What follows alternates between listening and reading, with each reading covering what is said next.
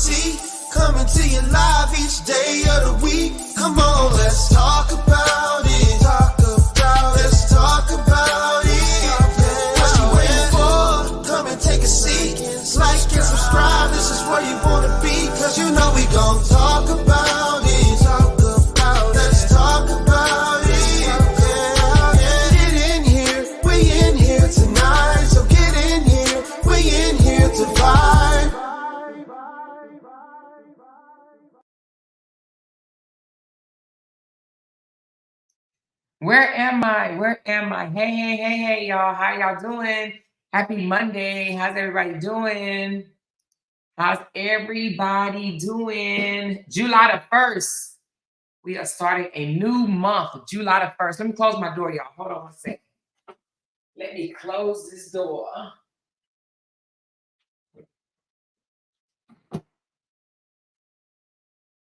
July the 1st.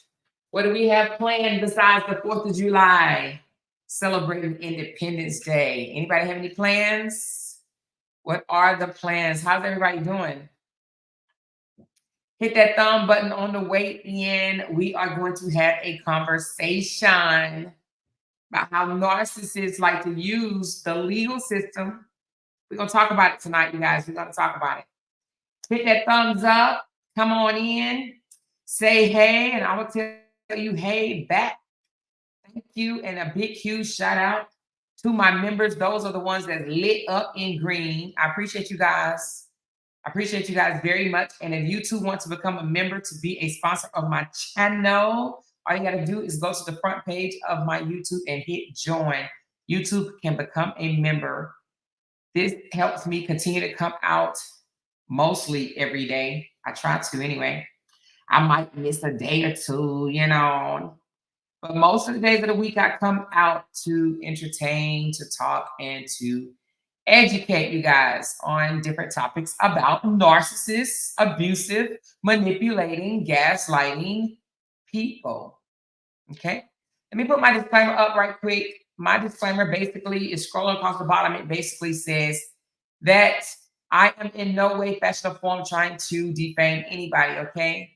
My commentary is used under fair use for the purpose such as criticism, comments, news reporting, teaching, scholarship, and research. Okay. It is permitted by copyright statutes that might otherwise be infringing. Okay. How's everybody doing? How's everybody doing? How is everybody doing? Can y'all hear me? I love to do mic checks every time I come on here. Sometimes I be feeling like I'm screaming. Let me know if y'all ever feel like I'm screaming. I went back and listened to a video that I did last night, and I could barely hear the video that I was playing. I heard myself, but I didn't really hear the video. So you guys got to let me know when y'all can't hear the video. It was super low. I mean, super low. But, if it's super low, I can do a little bit, not a whole lot, but I can do a little bit to try and change that. She says, fireworks canceled tonight for Canada Day. Now I live right by the soccer park where they host it, and I can walk, not be stuck in the insane traffic afterwards. Suck, they put on a good show. Oh, so it's Canada Day today, like an Independence Day? Interesting. I did not know that. So July the 1st is Canada's Day. All right, go Canada. I just learned something. I did not know that. I did not know that. Interesting. It's good to know something every day. First of all, before we get into our commentary, I owe y'all something from yesterday. What did I tell y'all? I told you guys I was going to look up the license and let you know, did Justin Dean renew his license, you guys? And as of today, it does not look like he renewed.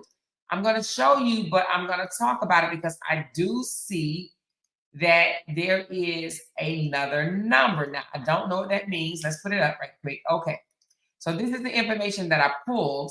Now, as you can see, the license number here, 23699, that says primary status forfeiture, right?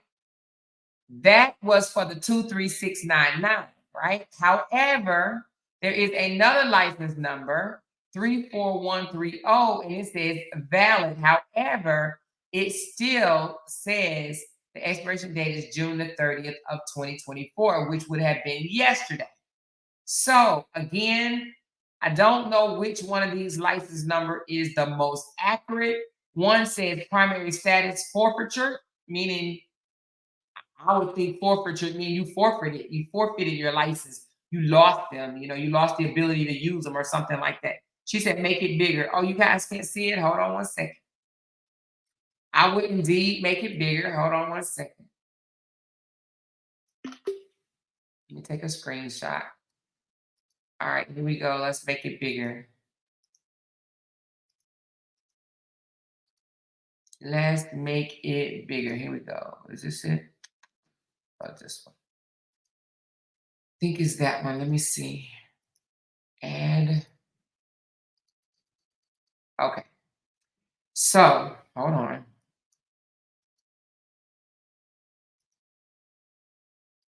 Oh, I think I made that too big.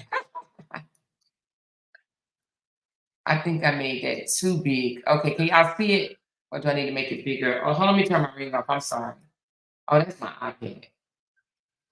Sorry, you guys. Let me turn my ringer off. Hold on.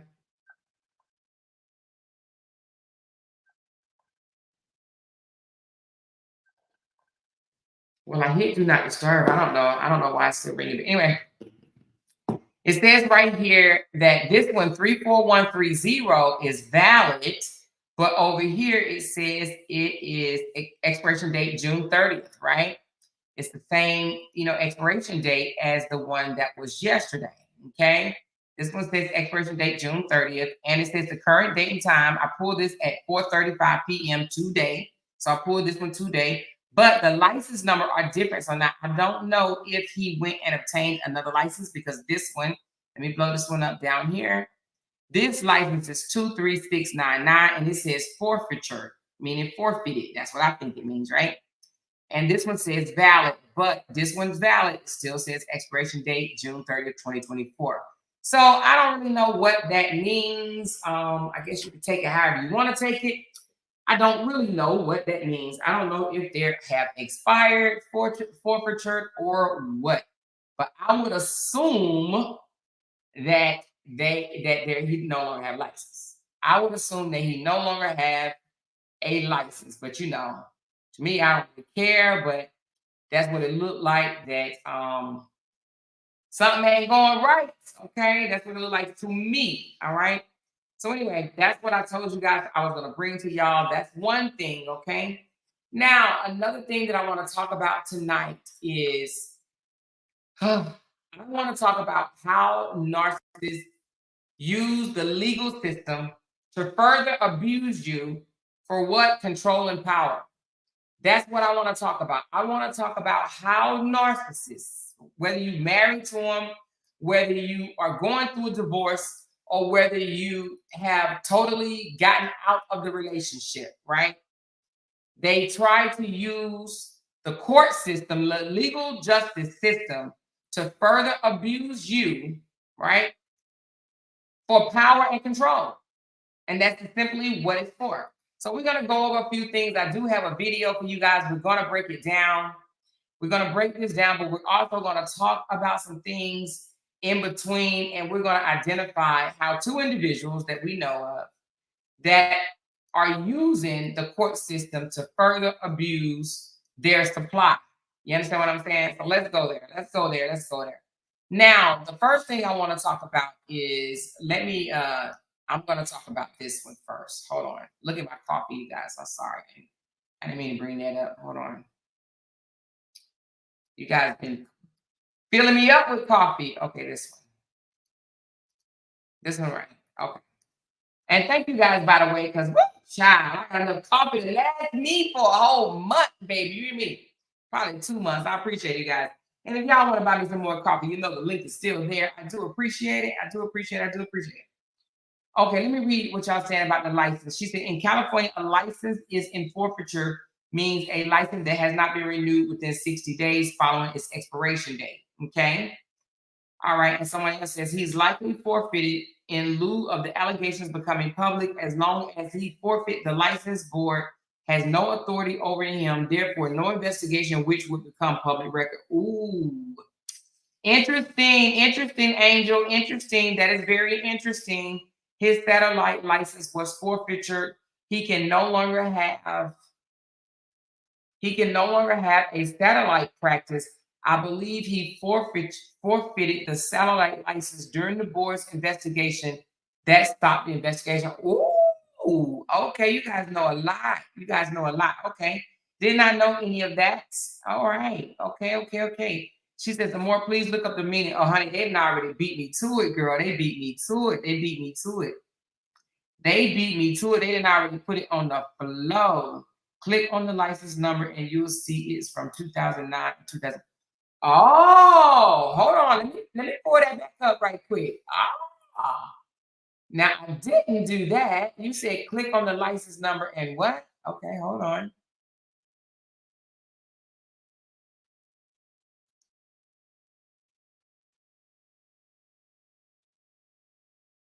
Ah, okay. Okay. Let's go back for a second. Look at y'all.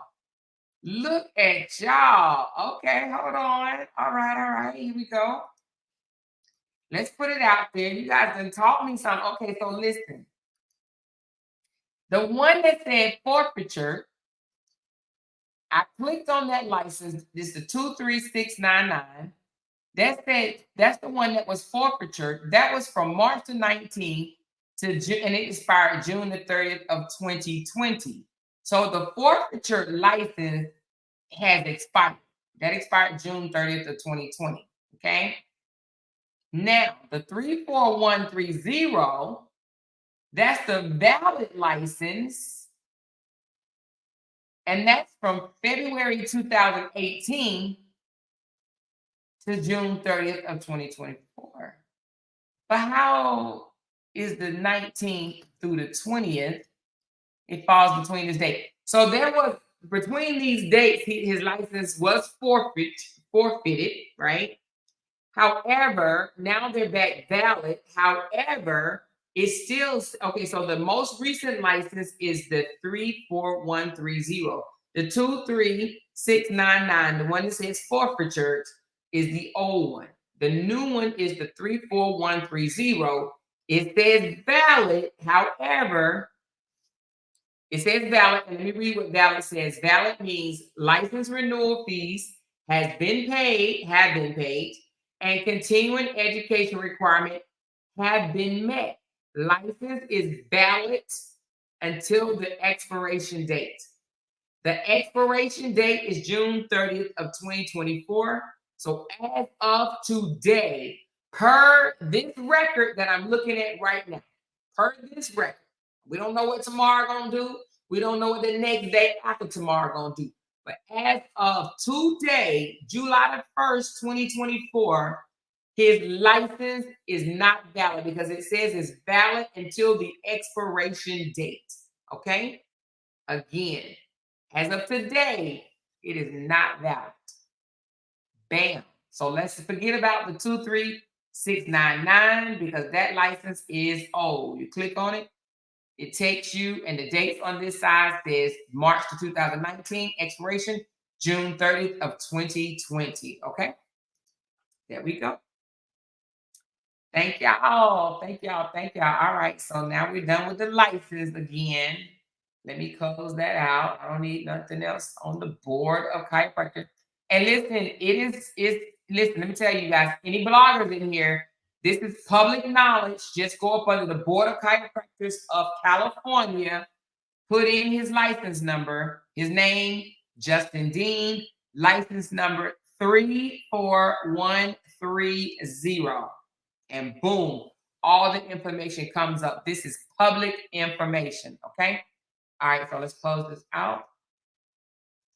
Now, I want to play a video for you guys, and I want to analyze this video, and I want us to come to, come up with, hold on, go out of here and go out of here. Okay. Hold on a second.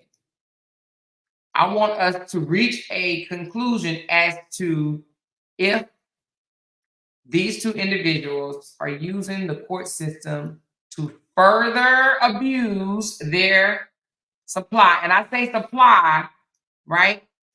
Because narcissists need their supply, right? So narcissists abuse their supply because they need it. They feed off their supply.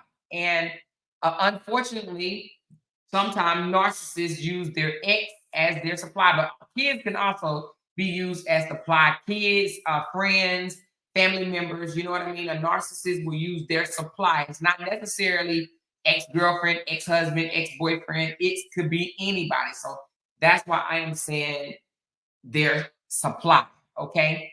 So anyway, let's go to this video right here, and we're going to listen to her. Oh, let me go back because I was listening to it and I went back. Okay, so, but I want to read something to you right quick. So exposing the legal bully okay, which uses litigation, the court system, to further abuse their supply. They do it by doing what? They misuse the legal proceedings in the court to harass, to intimidate, or financially exalt the other party.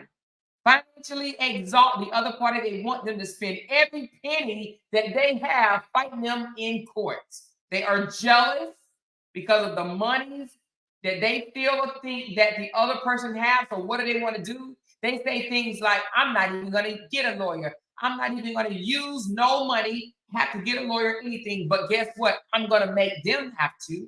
I'm going to make them have to use their money to fight me in court. I'm going to make up frivolous claims. Frivolous claims.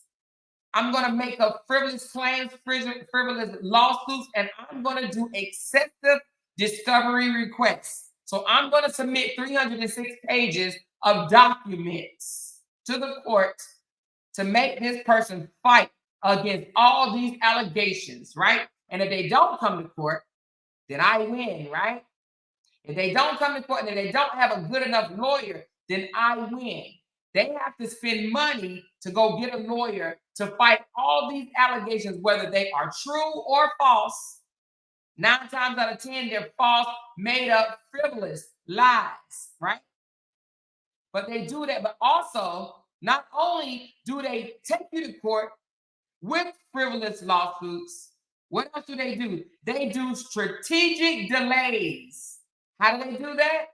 They file motion after motion after motion after motion trying to delay the process. Why? Because they want control. They're doing this so you can throw the towel in, so you can say, I'm tired. I'm tired. I can no longer fight this. I am sick. This stuff is wearing me thin. You win. I throw my hands up in the air. I'm tired of running back and forth to court with you. You win. What do you want? What is it you want? You want your kids? Boom, here you kids. You want full custody? Boom, here they go. You want me to have no visitation? Boom, here it goes. They do that for power and control. They are trying to wear you thin. That's what they do. They exalt your money. You don't want to have to go and spend no more money. If you wasn't a content creator, if you didn't have nobody that depend on, if you didn't have supporters that love you tremendously, who want to spend hundreds of thousands of dollars? And not even going to say hundreds of thousands, but who even want to spend $20,000 to $30,000 to $40,000 fighting lawsuits? You fight this one, then boom, here's another one. You fight that one, then boom, here's another one. Who wants to do that? Why do they do it? To wear you thin, to gain control, to maintain control over their supply, and also to inflict harm, to inflict pain. It may not be physical pain, but definitely emotional and psychological pain. This is litigation abuse. Okay? This is litigation abuse. It happens mostly involving domestic violence relationship, FA violence, stalking, harassment. Individuals with limited resources are often the primary target. Okay? Domestic violence victims, FA victims, stalking and harassment, individuals with limited resources. If they don't have no money, then those are the ones that are affected by this. If you don't have no money, you don't have no resources to get money, you're the one that's going to be targeted. And if you have money, what is their goal? To exalt your money, to make you use every penny you have fighting them in court. This case involving intimate partner violence, victims are further disadvantaged due to the facts such as emotional vulnerability. They play on your emotions, financial dependency, and social isolation. If they can get you by yourself, if they can get you away from your supporters, if they can somehow turn the supporters against you, you have no supporters, no family, no friends. You are totally isolated, have no money, and you're vulnerable emotionally because you don't know where to turn. This is how they get you. And that's where they want you. That's exactly where they want you. No support system whatsoever. No money whatsoever. And so your emotions are going to be all over the place. You're going to be saying things like, you know what? You win. Just leave me alone. You win. Right? The power imbalance worsens the effect of abuse tactics, leaving the victim with the difficult decision of either yielding to the unjust demands or enduring a lengthy and financially crippling legal ordeal. So right here it's saying they got two choices. They either yield to the unjust demands, meaning they throw in the towel, they give in, even though it's all unjust, they either throw in the towel or they endure. So what are we expecting Cora to do? To endure it, stick it out. And that is why her supporters stood up and said, we will help you, okay? So that's what we need to remember, okay? Cora has supporters behind her that's saying, we see what's going on and we are willing to help. You know what I mean? As many supporters as she has $1 here, $5 here, $10 here, will not hurt. If she did not have that, if she didn't have her supporters, and if she didn't have control of her emotions, she would lose. Why? Because they don't stop. Okay? Frivolous lawsuits represent a particular egregious form of abusive litigations.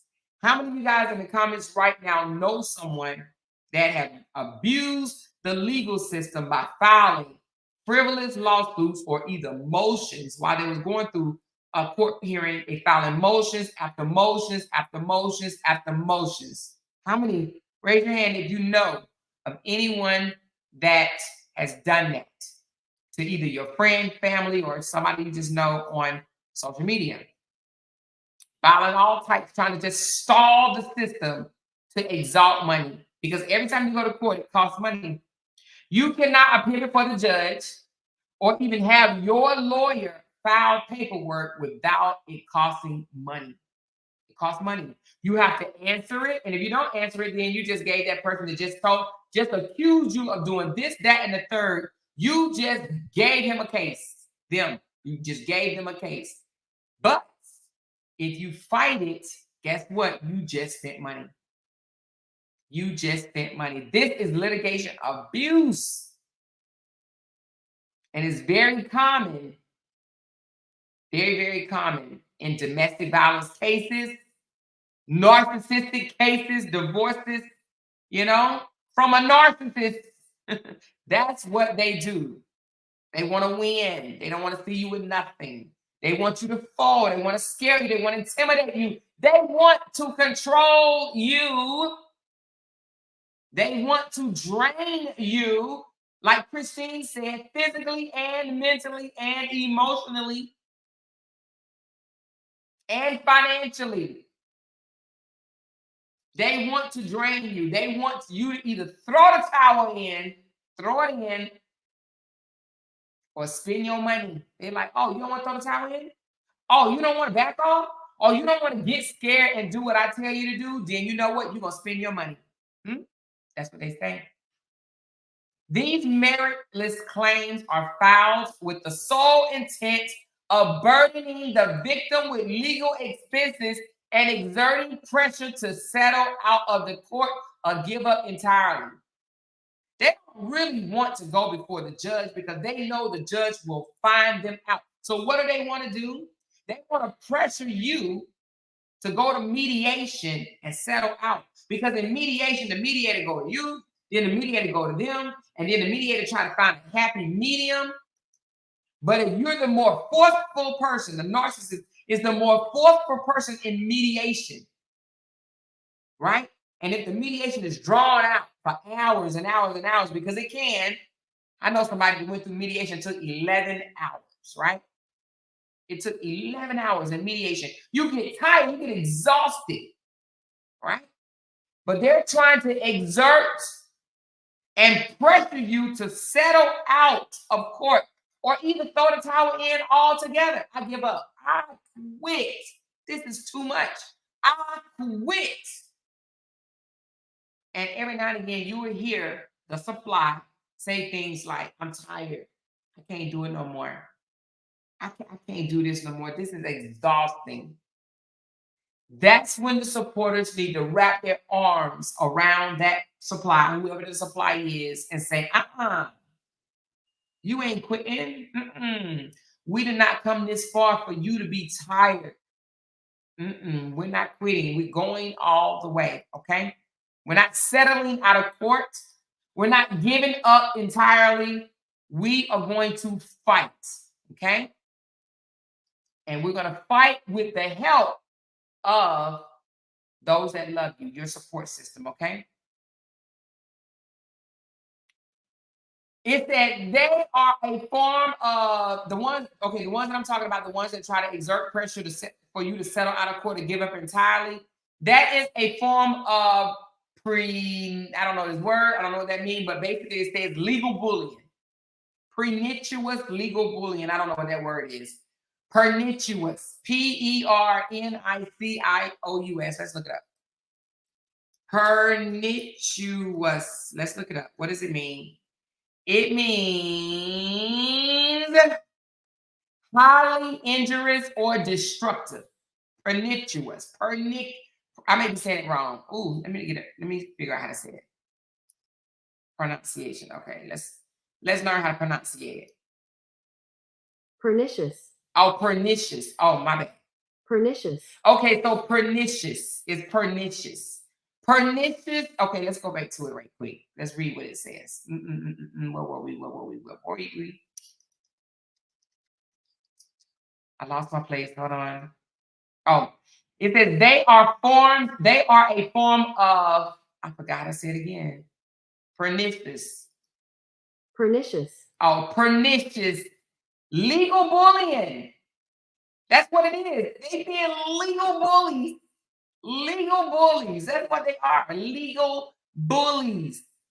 By clogging the judicial system with baseless cases and counterclaims. Baseless cases. Right? It says they're trying to bar the victim from peace, safety, and protection that they deserve. And that is so true. Oh, my God. And then let's talk about the delays right quick, you guys. Strategic delays are another common tactic employed by abusive litigants to wear down their opponents. Strategic delays. Let me file a motion for this. Let me file another motion. Let me file another motion. Let me file another motion. What are they trying to do? Wear down their opponent? Wear down their opponent. Motions are the same things as ex partes. I explained that the other day. Ex partes is they're just asking the judge to hear it without your consent.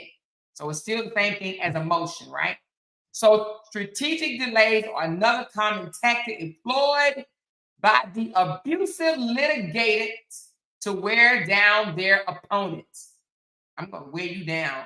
I'm going to think of anything I can to tell my lawyer so she can file a motion for this. She was 15 minutes late dropping the baby off. File a motion. She didn't let me get my 30-minute phone call on Thursday evening. File another motion. Oh, I think she's abusing a child. File another motion. Or she called me this. File another motion. File another motion. File another motion. She's out talking about everything on social media. File another motion. Filing motions to delay the process in order to do what? Wear down their their opponents. By exploiting and misusing procedural rules. Yep. They exploit and misusing procedural rules. They prolong the litigation process, driving up costs and draining the victim's resource.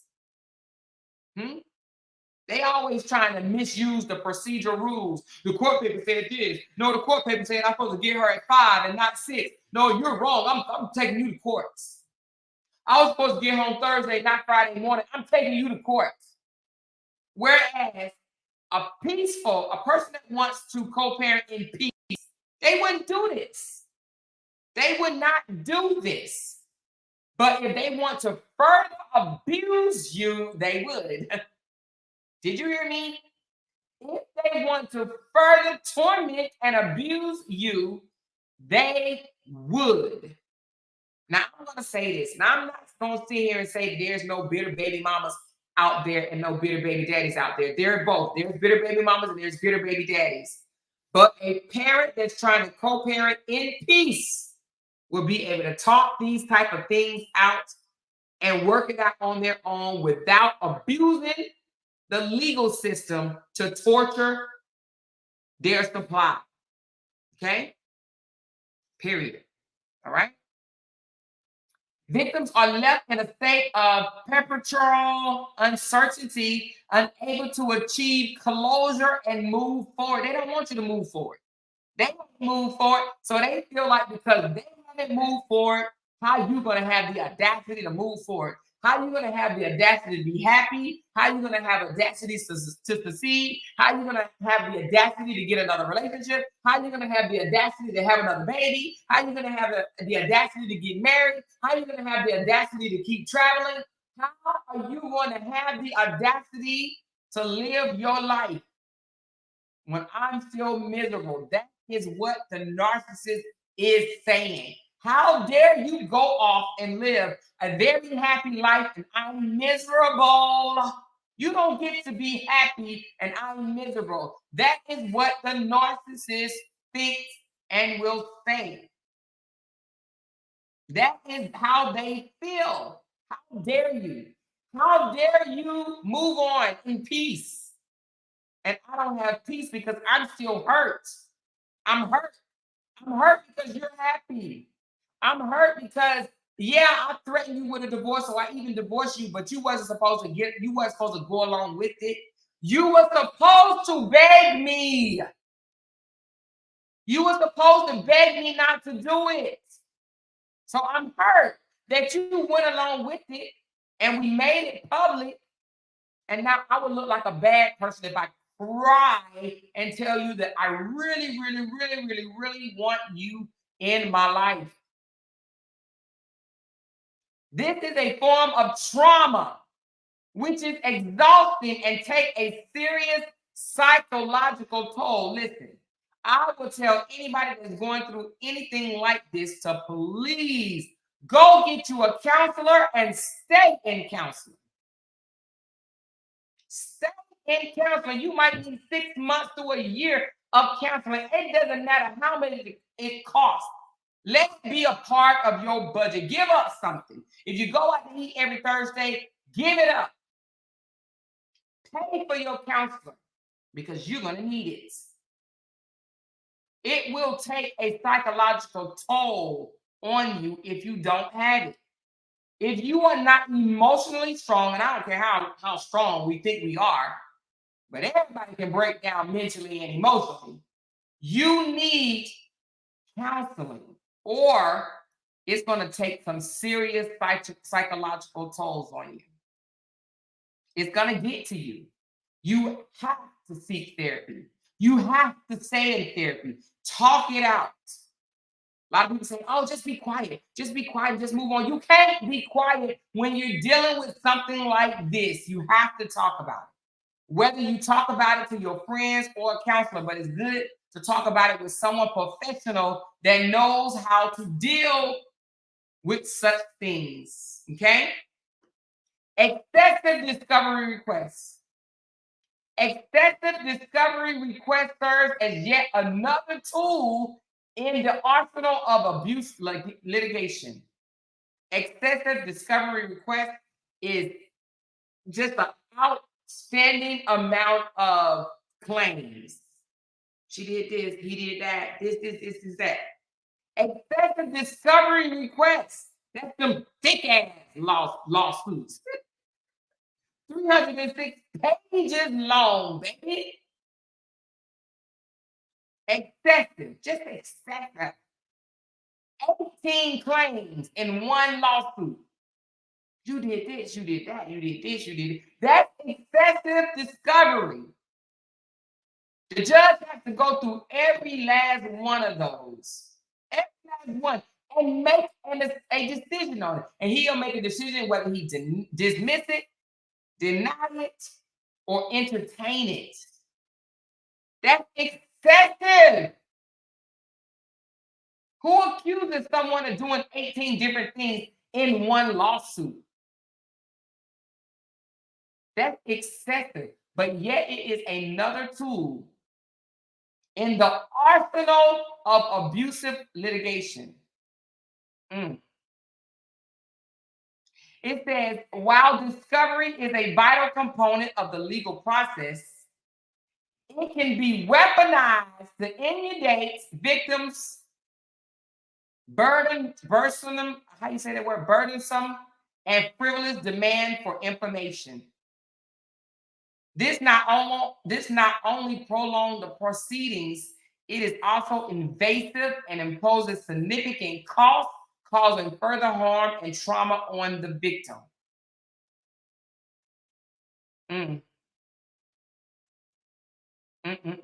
Let's listen to this video. We're going to break this down right quick. We're going to listen to this video because she is going to explain how to expose a narcissist in court. How to expose a narcissist in court to hopefully shut this down once and for all, okay? All right, listen up. Tell me if you guys can hear this. Are you dealing with a narcissist in a court? Can y'all hear that? Is that loud enough? Or is it low? Let me know before we move on. And just think, everybody. Can y'all hear that? Are you dealing with a narcissist in a court setting? Can y'all hear her? Thumbs up if you can hear her, please. I need it for it to be loud and clear, not just a little bit.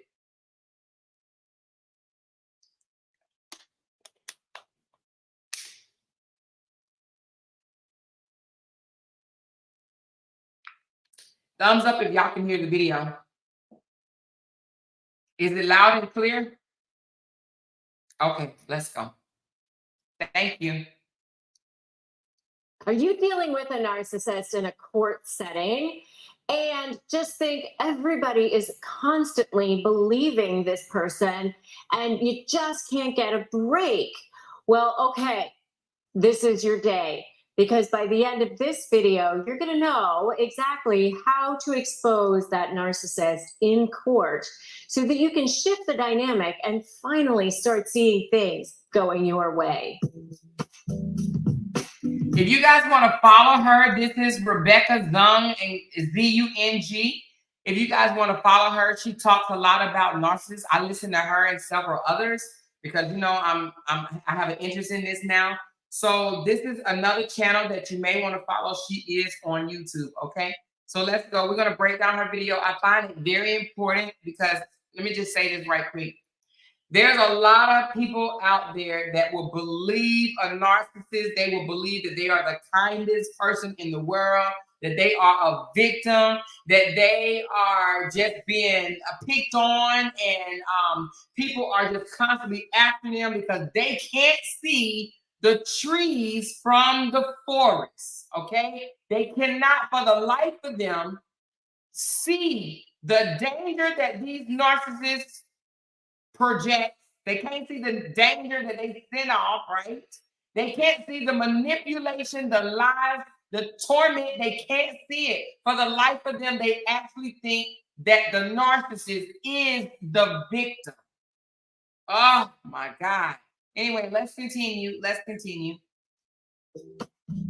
Hi, I'm Rebecca Zung, top 1% attorney and the best-selling author of the books Negotiate Like You Matter and Breaking Free, a step-by-step divorce guide. And I've helped thousands of people go from lives of drama, trauma, and chaos all the way into stepping into lives of freedom, possibility, and purpose.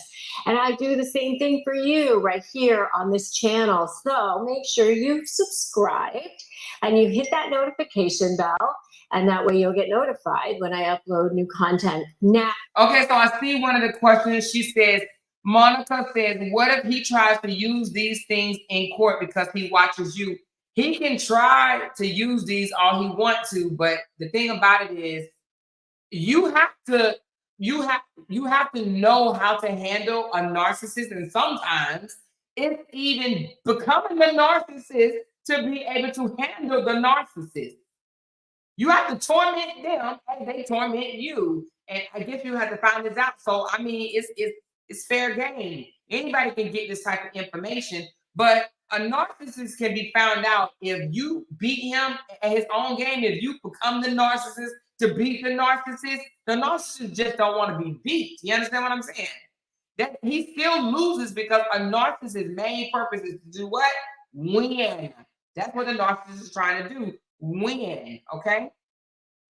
you're dealing with a narcissist in a court setting and you're feeling like they just always get their way. I've dealt with it so many times where people will come into my office, even in the beginning of a case, and say, I think that they're going to fool everyone because the person who's the narcissist is going to win, is going to get everybody to believe that they're wonderful and I'm horrible.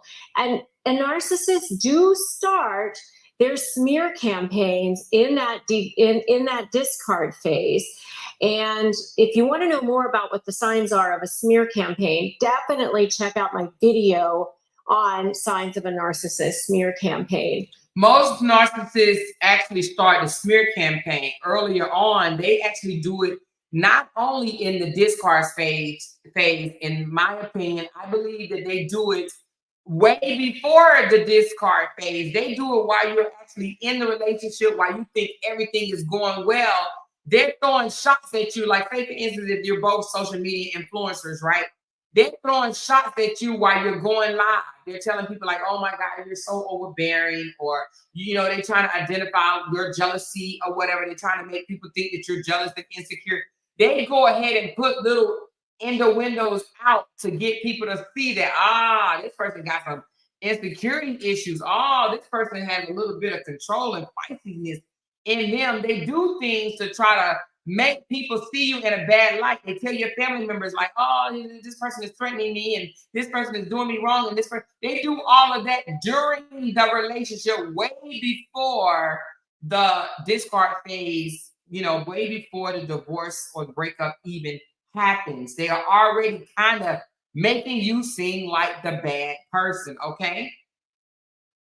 To your family, friends, and if you're on social media, to your supporters, okay? But once that smear campaign starts, they're in this mode of trying to make sure that you're the one that looks bad and they're the one that looks good. And how do they do that? They say things like, I haven't done anything. I haven't told no lies. I've been a good husband. I've been a good father. I took care of everybody. I was the provider. I paid all the bills. I made sure everybody was taken care of. This person has cheated on me. They was disrespectful. They've been trying to control me. They didn't want me to go nowhere.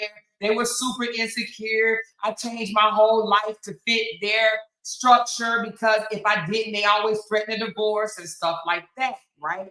The smear campaign, what do? They become the complete victim. The complete victim. And they get weak-minded individuals to believe that they were the perfect spouse, the perfect mate, and the partner was the wrong one from A to Z, baby. They will admit to no wrong whatsoever in the relationship. They try to make it seem like the other person, their supply, was wrong from head to toe, okay? So they're going to be kind of love bombing everybody in the system, including the judges, including their lawyer, your lawyer even. And if there's a custody evaluator involved, they're going to be love bombing that person. They would even try to love bomb the police officers, okay? They would try to love bomb the police. Or, hey, man, you a father, right? Man, you a father. Come on. You know what I mean, man. You a father. You know how it goes sometimes. You know these baby mamas be out here be trying to be bitter and this, that, and the other. Come on now, man. You know. They will try to love bomb everybody, right? Just like she said, just like Rebecca said, they'll try to love bomb their lawyer, your lawyer, the judge, the counselor, everybody, even the children. They will try to love bomb the bloggers. They will say things like, you're going to be a very successful blogger. I can see you're going to go far. You have the talent to go really, really far because you're such a great blogger, right? But they'll say that. They'll say you're such a great blogger, so you can continue to blog about them. If you blog about anything else, they don't even try to help your channel succeed because they don't give a damn what you're blogging about. As long as you're blogging in their favor, they will share you. But if you blog about anything else, you can blog about cookies, apples, oranges, teddy bears, and they don't give a care. They won't share that because they only care about themselves. Period. They're going to be trying to make you look like you're the bad one. So they may be filing bogus motions. They may be calling you an abuser, really horrible things. They will turn around and play victim and say, I was the one abused.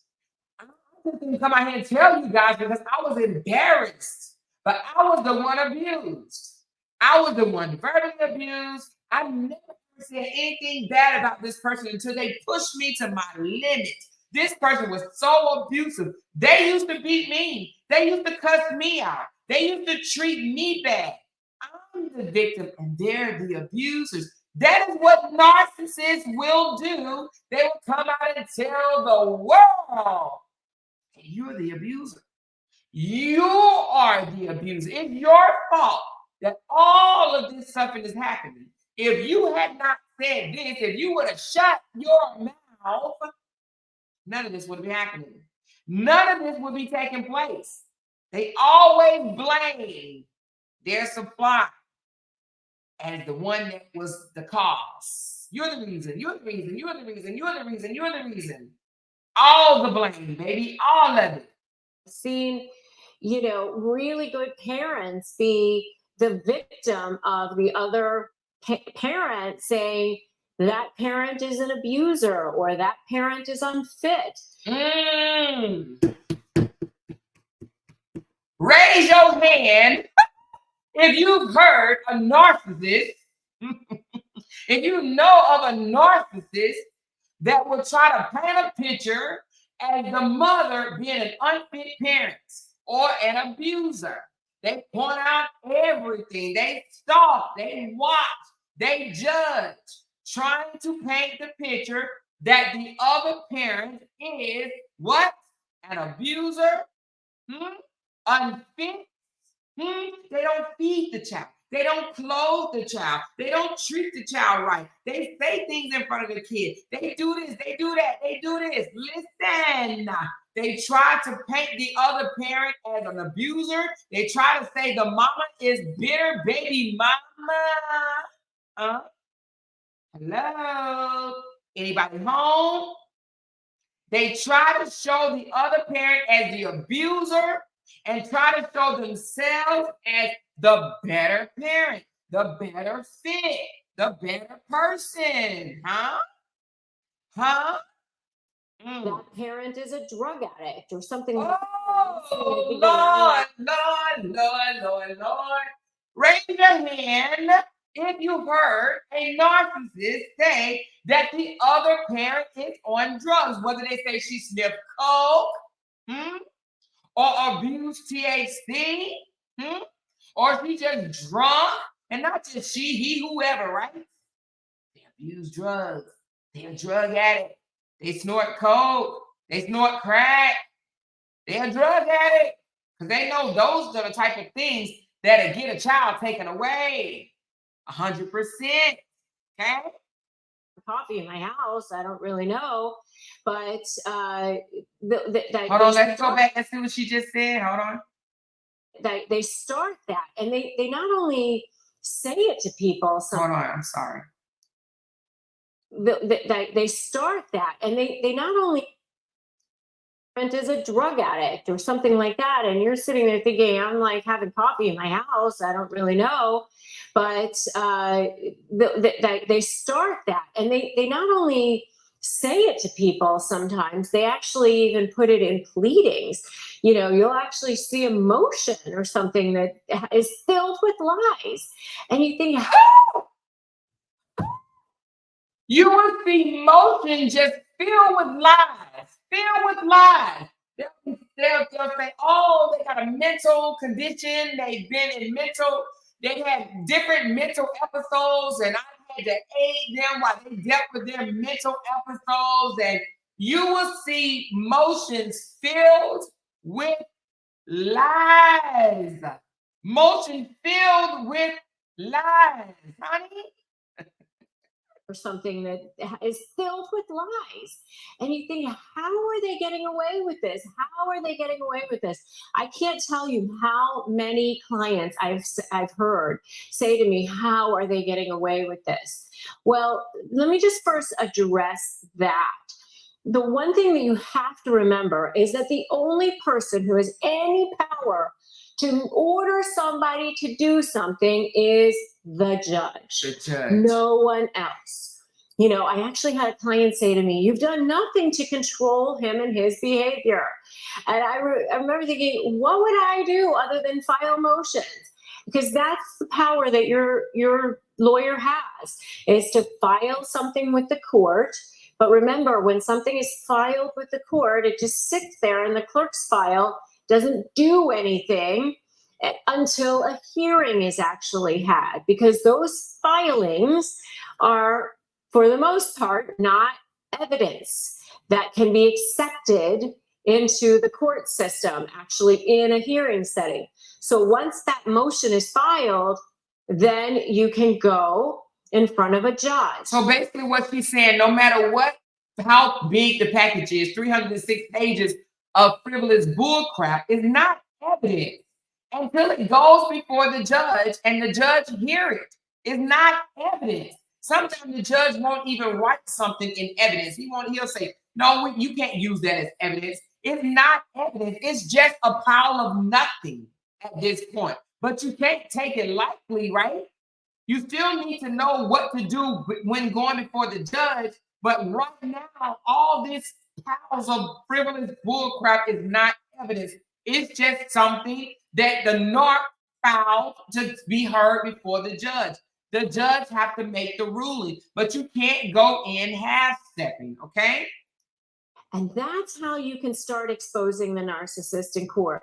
How do you do it?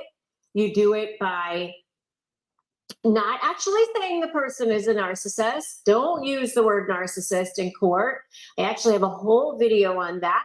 Make sure you check that out on whether you can even use the word narcissist in court. But what you're going to do is you're going to actually have other ways that you can expose this narcissist for their behavior. And you do that very systematically. There's no magic wand. There's no go buy this thing and that's going to be the thing, other than the SLAY program, because the SLAY program will show you how to do that. But what you're going to be doing is creating documentation and exhibits that actually systematically show that that person is a bad person. And you want to do it in light of the statutes, in light of something that the judge is going to care about. Because remember that. And see, let me tell y'all something. This is why I said that certain things that can cream Justin's crop, okay? I know y'all heard of cream your crop, right? It's just a figure of speech. I'm going to cream his crop or whatever the case may be. What can cream Justin's crop is the fact that Justin cussed her out, called her all type of names in front of the children, ding, ding, ding, that automatically takes off 99 points out of 100, okay? Showing him losing his temper, losing his emotions, being angry, and saying things like that in front of the kids, things like that only escalate. So even if Justin tries to go into court and pretend that he's this good old-fashioned white boy from America, from good old Oregon, he's good old innocent white boy from America, that video saying you need to be out by tomorrow, and I don't care, and you can't do that in front of the kids. I don't care. I will call you a C, a W, a H, and a B in front of my kids until they are 18 years old is Cora's biggest weapon. That's her biggest weapon. That's not her only weapon, but that's her biggest weapon. Again, let's go back and see, how do you fight a narcissist? You don't fight a narcissist in court by going in and saying, Your Honor, he's a narcissist. No! Get your documentations, your video recordings, and your text messages ready, baby. Light of the statutes, in light of something that the judge is going to care about. Because remember, the judge has to apply the law. That's the judge's job. So what a judge will do is they'll listen to that side, they'll listen to this side. But remember, they just get a little teeny snapshot. And you might have been dealing with this person for 15 or 20 years. You get like a couple of hours in front of a judge to expose this person. So you want to make sure it's good. You want to make sure that it packs a punch. So you're going to create summaries, for example, of when the person lied, and then have all your supporting documentation attached to it, or create summaries of when they didn't pick up the kids, or didn't show up on time, or badmouthed you, something like that. Because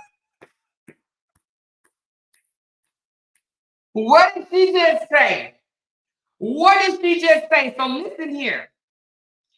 When Justin filed at 306, oh yeah, I'll get it in a minute, but thank you, baby. When Justin filed that 306 page, he thought he was doing something, and he laughed at her restraining order and said it was weak.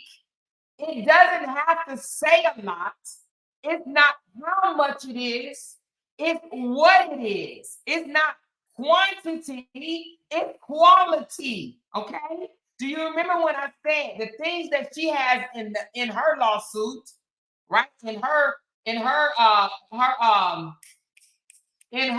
restraining order, it was meat and potatoes. And he had what? He had water. He had ends of the bread is what he had. Ends of the bread. She got things that he actually did that's non-favorable. He picked the kids up from school when he wasn't supposed to, right? He didn't drop the kids off when he was supposed to.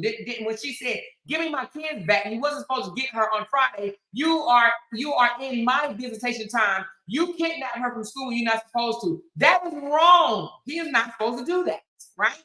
He's not only did he do it one time, he did it twice. Him bad-mouthing her in front of the kids, that's huge, baby. That's meat and potatoes, honey. That's meat and potatoes, honey. Woo! Let's listen to it again, y'all. Hold on. Kids, or didn't show up on time, or badmouthed you, something like that. But you're going to do it in light of the statute. So if the best, and you have to have proof. Him saying, "Oh, she told me to slip my wrist or jump off a balcony." Where is the proof? The only thing that he has proof of right now is she said, "I regret having a baby with you." That ain't shit. The judge is not, that's not going to hold up in court at all, because probably every mother on here with a bad baby daddy have told their baby daddy, "I regret having a child with you." Okay? I regret having a child with you. But the fact that she can prove that this man says, I will call you a B, a W, a H, a S, a C in front of my kids until they are 18 years old, because that is exactly who you are. She holds the weapon. I'm trying to tell you, she holds the weapon. Badmouthed you, something like that, but you're going to do it in light of the statute. So if the best interest of the child statute says that parents are supposed to foster a close and continuing relationship between the children and the other parent, and you've got tons of text messages where they're saying to the kids that the other parent is an alcoholic or neglectful, or a monster. Or a monster. How many times have we heard Justin run out here and say she's a monster, and now June is calling her a monster? See, those are the type of documentation and receipts that need to be gathered for the judge, honey. For the judge. Forget what social media thinks. Forget what the bloggers think.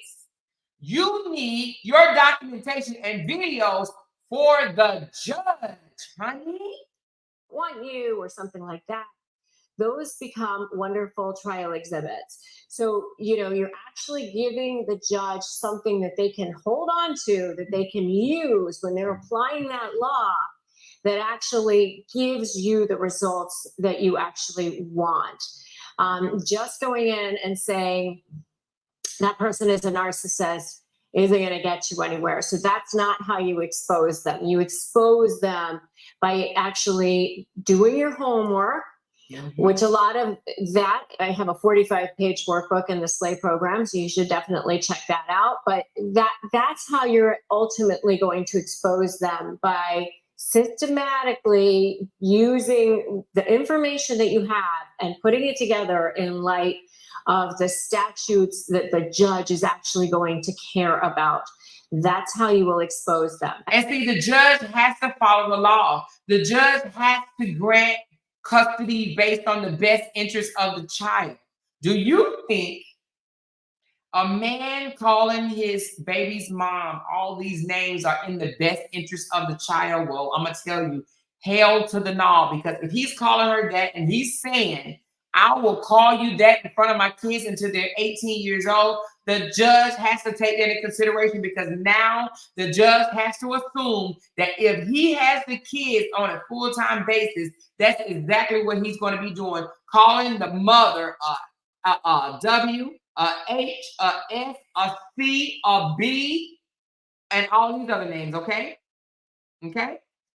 You are so ready to expose that narcissist in court. Give me it. Expose the truth in the comments. So remember that narcissists feed off of narcissistic supply. And one of the things that they're going to do is try to get all the judges and everybody to love them. So what you want to do is create leverage by figuring out which person in the system they're going to respect the most, which is probably the judge, and then create leverage, which is going to potentially threaten to expose them for who they are.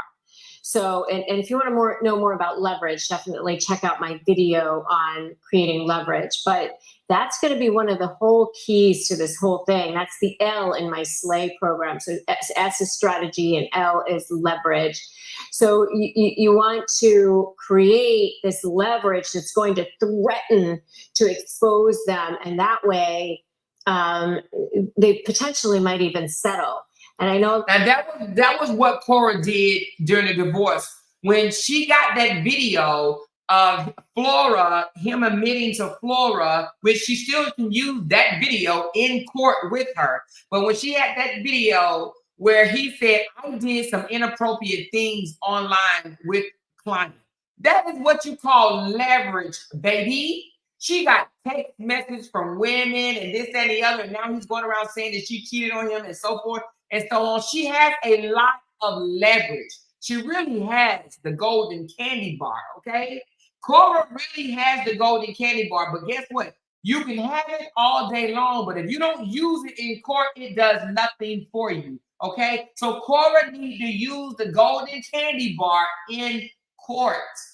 She has leverage. She has it 100%. He has none. No leverage whatsoever. None. She does. She needs to use it. People think, oh, nobody ever settles with a narcissist. You can never get them to settle, but that is so not true. If you threaten a supply source that's more important for them to keep than the supply that they get from jerking you around in the system, you will be able to resolve your case. So if you are getting ready to negotiate with a narcissist, make sure you grab my free Crush My Negotiation prep worksheet. Don't walk into a negotiation setting without it. It's like basically an ebook, and you can get it at winmynegotiation.com or just click the link below. If you like this video, give it a like, give it a share, especially if you think somebody else could benefit from it. Make sure you share it. And if you haven't subscribed, now is a good time to do that. Subscribe, hit that notification. So if anybody else is dealing with this type of stuff, do follow her, take the programs, do what you have to do. Listen, when you're dealing with a narcissist, you need to know, even if you have a lawyer, have other stuff in your back pocket, no more than your lawyer does when it comes to dealing with a narcissist. You know what I'm saying? Your lawyer may know some stuff, but don't completely depend on your lawyer to know everything. Sometimes you have to educate your lawyer as to what type of strategy he's doing, or that person, because you know that person better than your lawyer does, right? So just coming in and saying, oh, he's a narcissist, that's not good enough.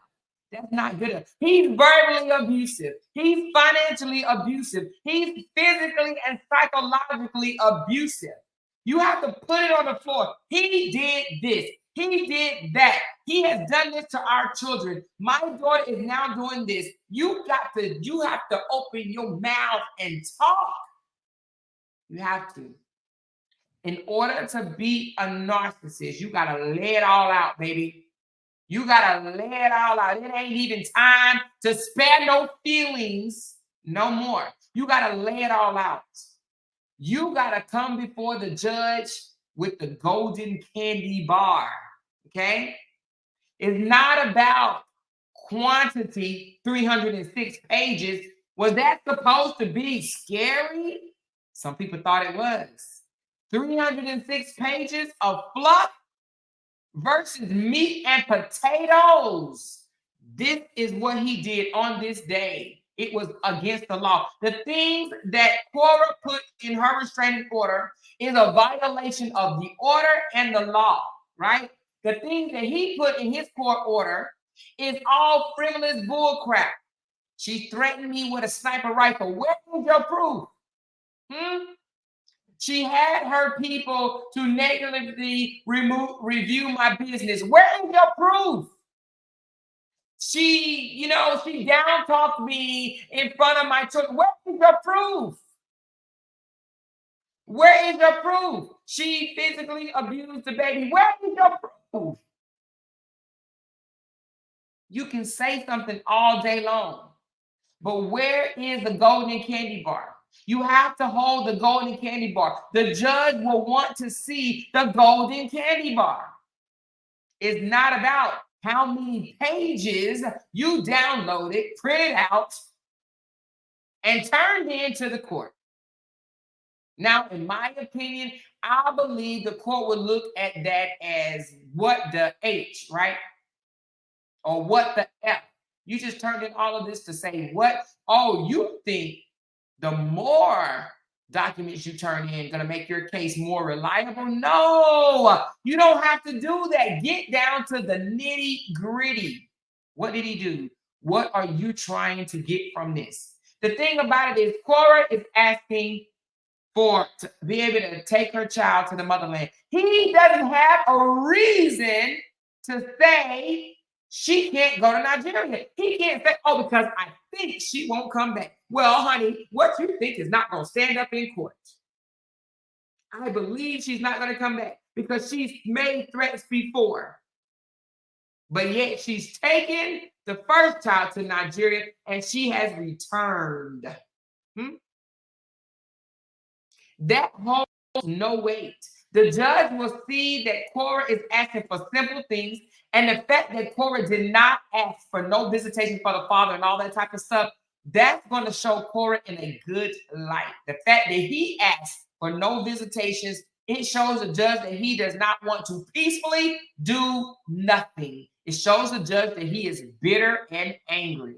Just like Judge Anthony said yesterday, most narcissists will go in asking for 50%, knowing doggone well they really don't want it. They just want to aggravate, control, and abuse the other parent. It ain't about the child. It's about control. It's about agitating the other parent, period. You got to have proof over all this crap that you just went and filed. 306 pages of crap.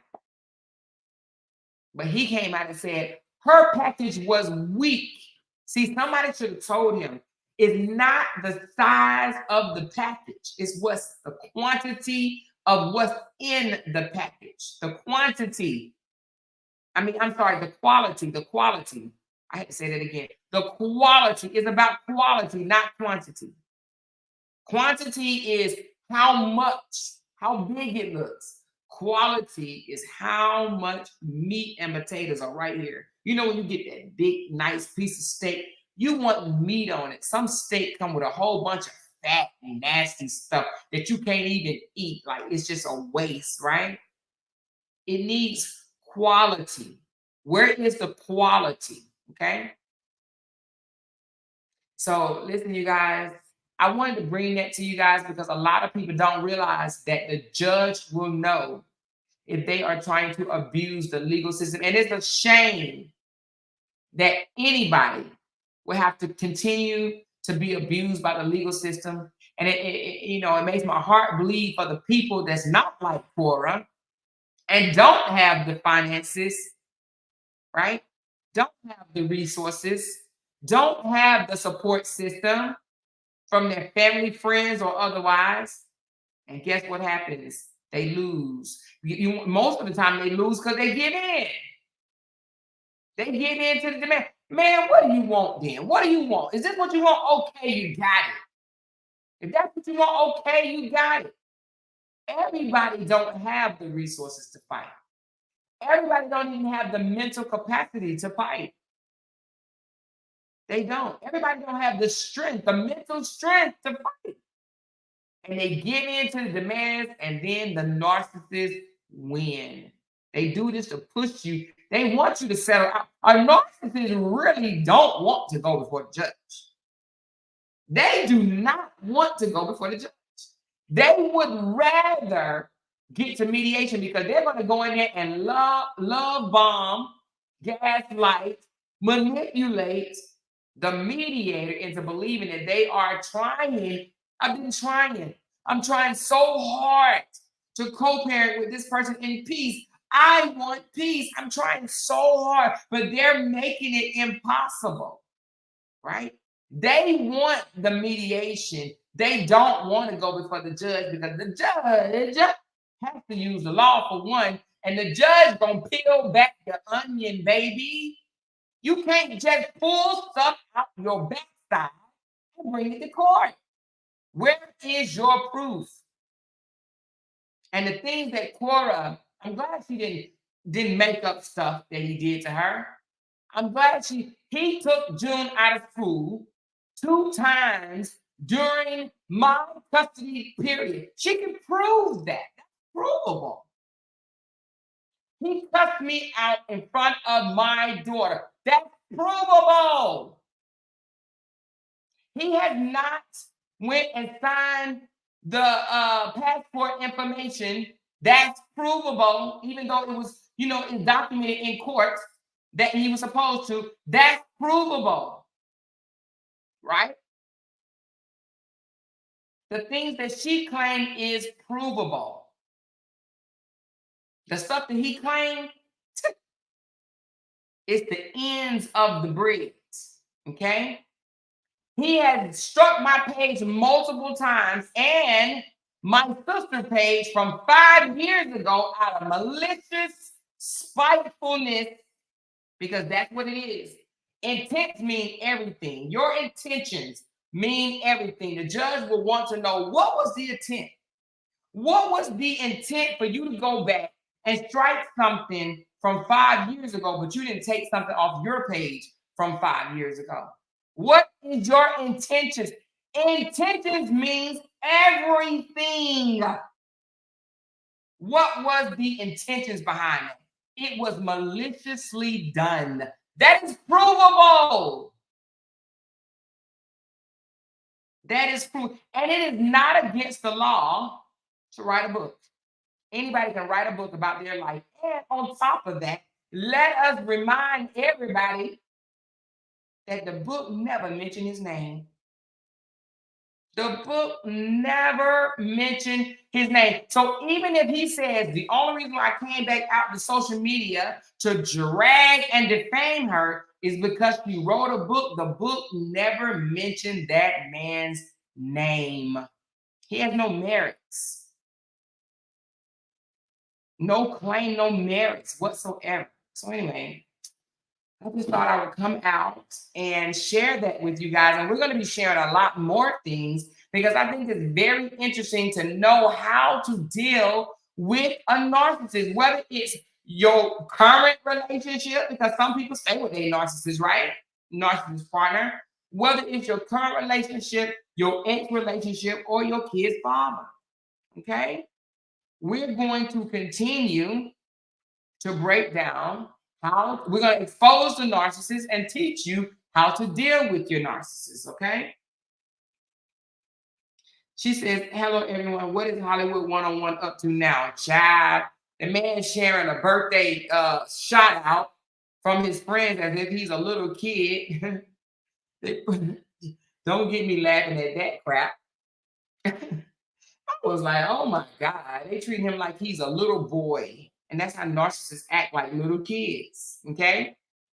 But a narcissist will threaten legal actions against you to gain control. They want you to give in and says, all right, I'll do what you want. I'll do it. Okay, I'll do it. What do you want me to do? You want me to sign here? Okay, boom. They try to scare you. They say things like, I'm seeking full custody.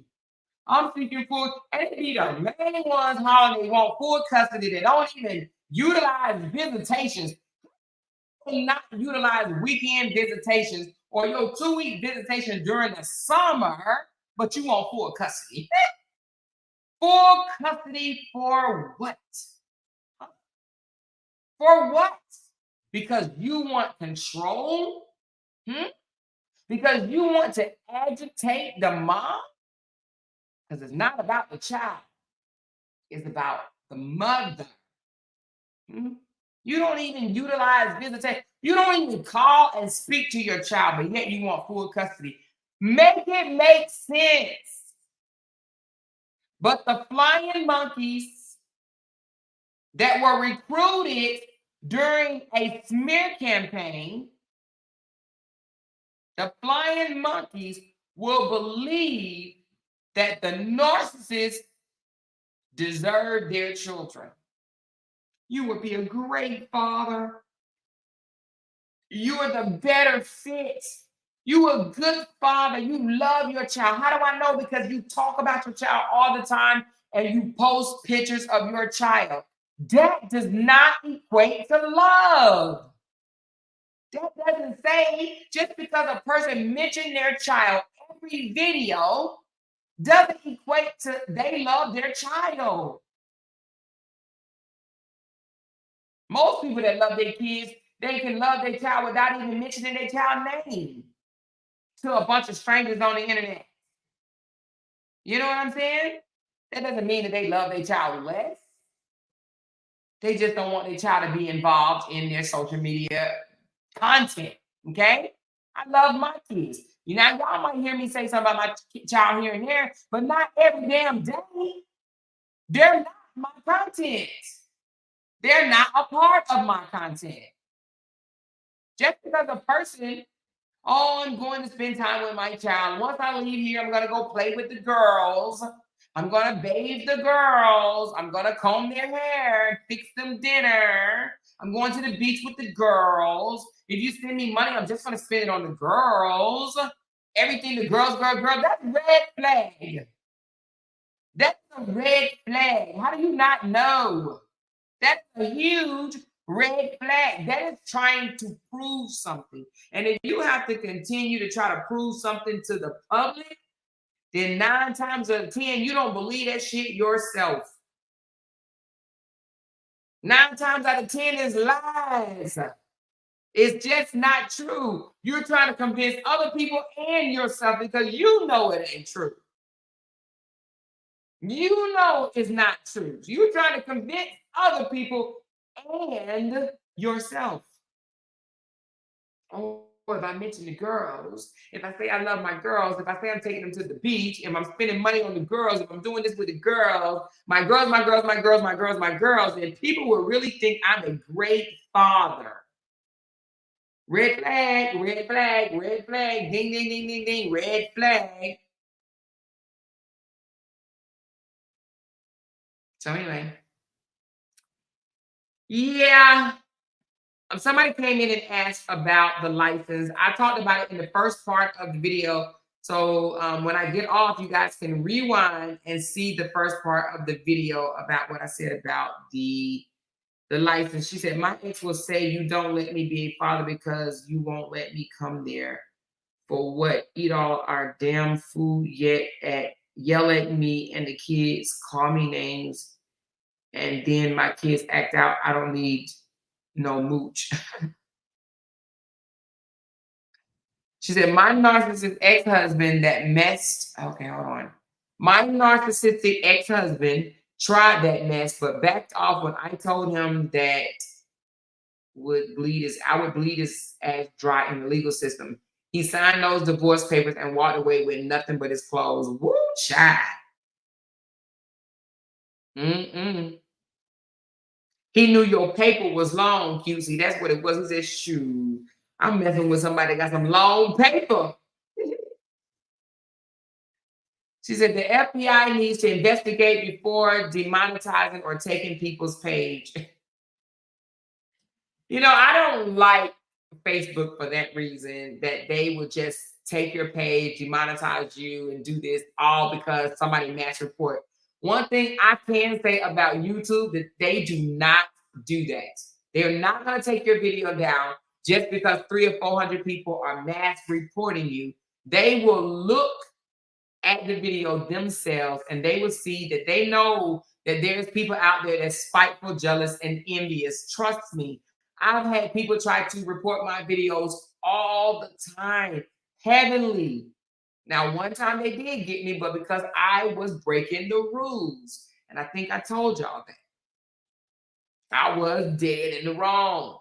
But all other times, no. You can't get somebody's video taken down because 500 people angry, mad, and jealous and want to report. It does not work that way. And I don't even understand how Facebook could allow it because you do have freedom of speech.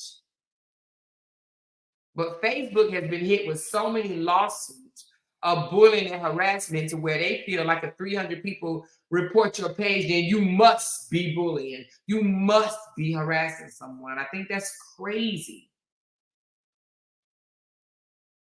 You know?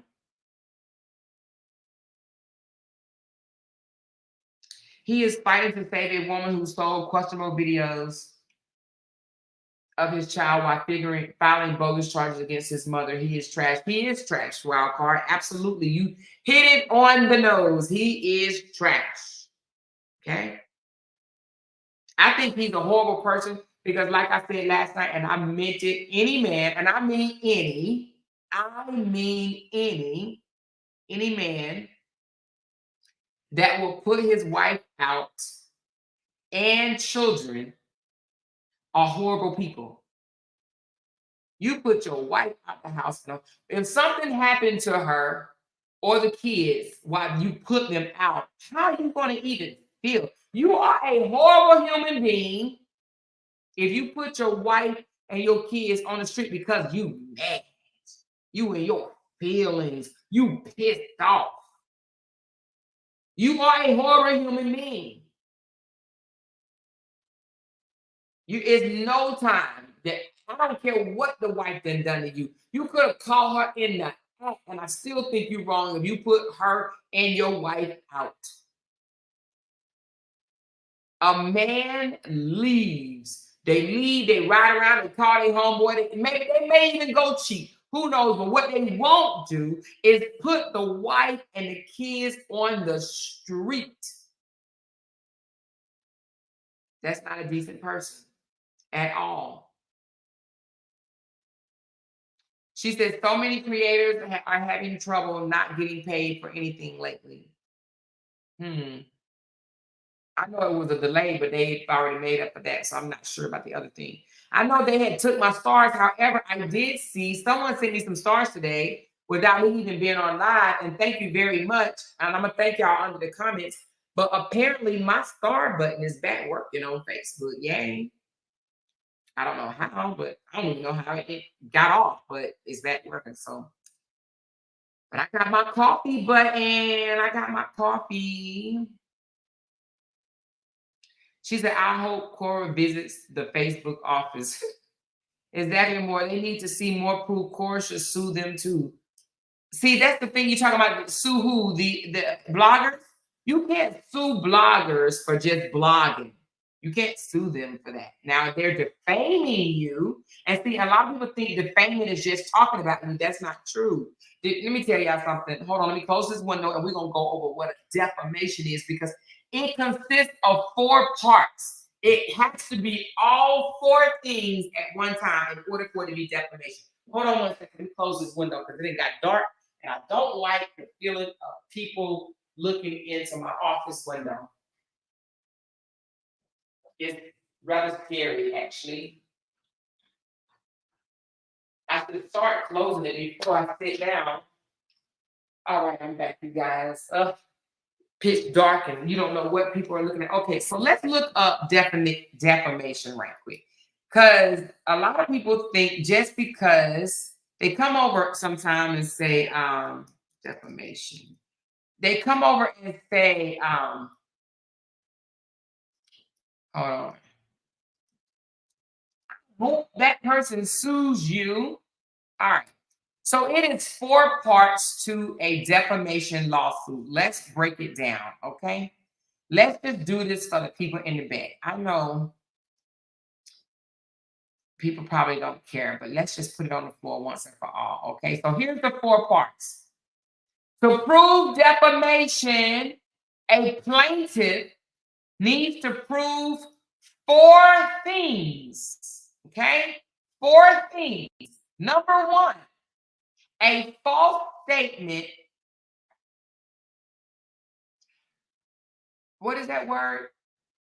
Purporting. I don't know what that word is, but a false statement that is made to be a fact. So basically, let me see how they wrote that down. I don't even know what that word is. Perpetrating. I don't know what perpetrating means, but whatever. Hold on, let me see what that means. A false statement that you are claiming to be a fact. Okay. So basically, if I make a false statement, but I'm coming out here saying, this is fact. He is this, and I know this for a fact. So when you come out and when you say everything that I'm saying is based on my opinion only, I am not trying to defame anyone, not trying to infringe upon anybody's rights. This is based on my opinion, solely my opinion. You just took away defamation. You just told your audience that this is based on my opinion. So that's number 1. A false statement that you are perpetrating. I don't even know if I'm saying that word right, but PURPORTIN, purporting to be fact. Let's find out what that word is, y'all. You know, I hate not knowing what the hell I'm saying. So hold on one second. Let's see what this word is. It might be something very simple. Purport. Purport. Purporting. Okay, claiming. That's what it means, claiming. Damn. So claiming to be a fact. So listen. A false statement that you are claiming to be a fact. That's number one. Number two, you have to publicate or communicate that statement to a third person. So I got to tell you guys what I'm saying out my mouth is a fact. Okay. Number three, it has to be negligence, meaning that I have to say fault amounting to at least negligence, meaning that what I just told you has to be done negligently. Okay? Negligently. Number four, it has to cause harm, danger to that person's reputation or entity, which means in order to say it caused harm or danger, that has to be proven. How did it cause harm? How did it cause danger? The harm, oh, I lost my job. The danger, oh, I lost my job, because of this. But you have to be able to prove it, okay? You got to go to counseling. It caused emotional duress, some type of harm to your reputation, or it says the reputation of the person or entity who is the subject. Where is the damages? Are you psychologically abused from it? Did it mentally and emotionally disturb you? How? Did you go to counseling? What did your counselor say? There's 4 parts. And the number one part will get you every time. It has to be a false statement that you claim to be true. So when people, and I mean like supporters, when they come over here and say, I hope he sues you for defamation, they know not what they speak. Now, can he be charged with this? Absolutely. But she has to be able to prove it. Okay? False statements claiming to be true, he's done it. Communicate or publication or communicated the statement to a third party, he's done it.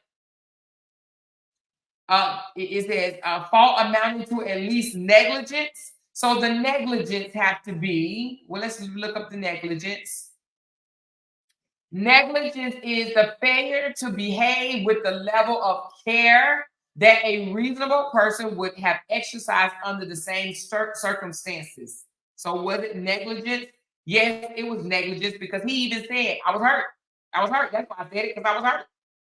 Yep, I think she slept with all these men because I was hurt. It bothered me. I was hurt. I was hurt. That's why I said it, because I was hurt. And number 4, what are the damages? Did it cause harm? Did it cause emotional harm?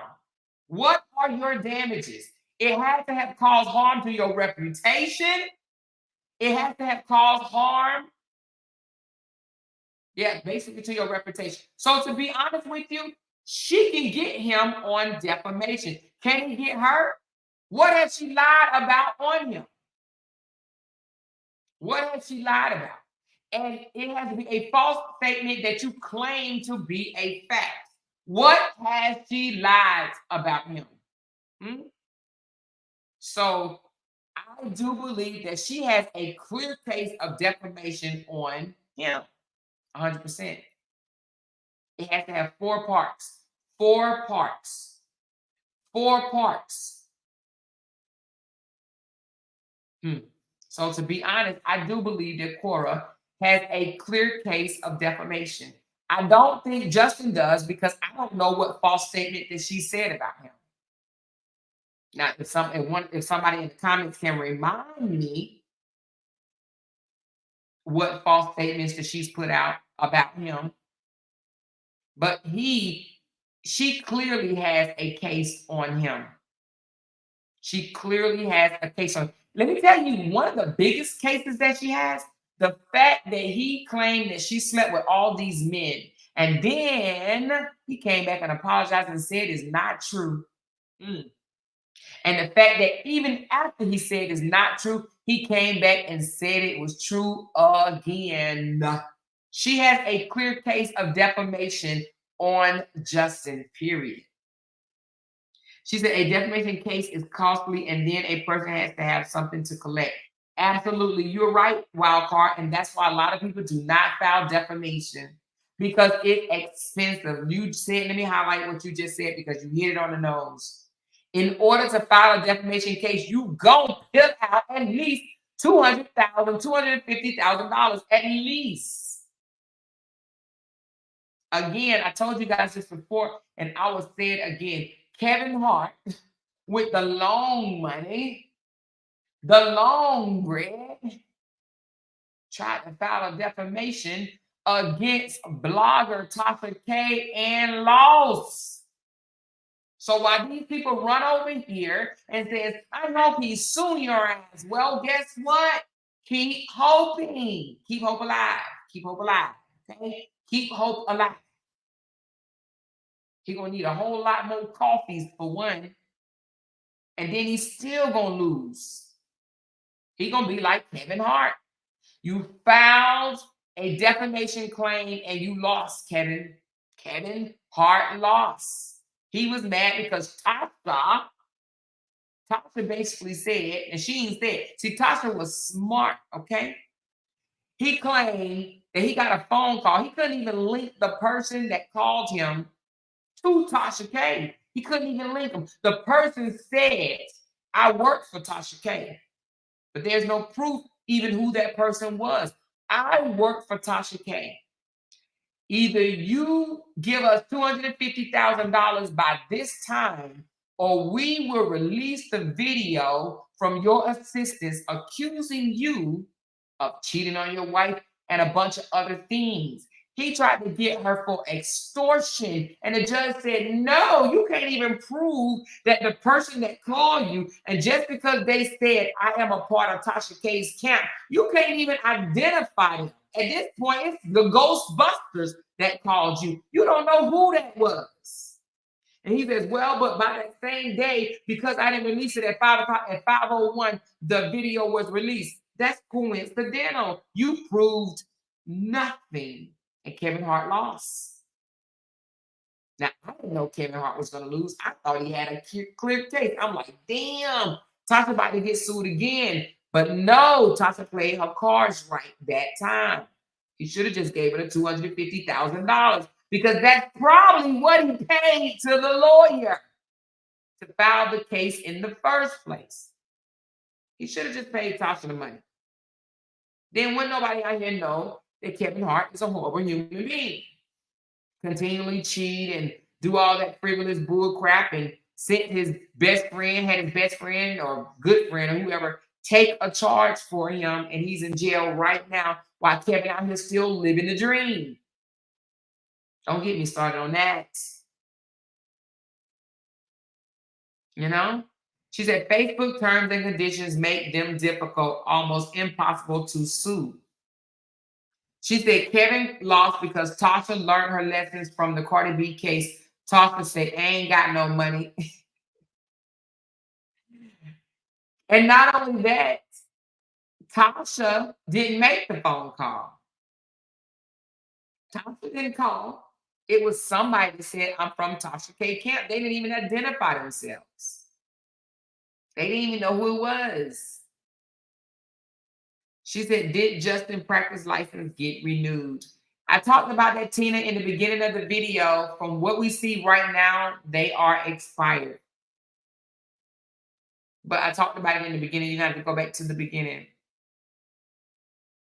So people that holler, oh, defamation, you should sue, you should sue, you should sue, you should call the police, you should call the police. First of all, this is America. In America, you have a right to freedom of speech. You have a right to freedom of speech, and you saying, oh, I'm going to sue you, I'm going to sue you, I'm going to sue you. Sue me for what? She said Facebook can't be sued easily and would wish she never tried that. She is on their platform, not the other way around. What are you talking about, Amelia? What are you talking? Unless you're talking to somebody in the audience. Good evening, Grifton June. She said a lot of content creator stars have been taken. Oh, okay. In my opinion, that's why he didn't attempt to renew his license, and I hope it backfired in his face. Do anyone know what's going on with Mr. Berry's license? Oh, you guys must be late coming in. A lot of people are asking about the license. She said someone in the comments mentioned she should sue Facebook, meaning Cora? Nah. What are you gonna sue Facebook for? It's not fake. You mean Cora? Let me just say that before. She said, Amor, I meant sue Facebook, not bloggers. Who would sue Facebook? Cora?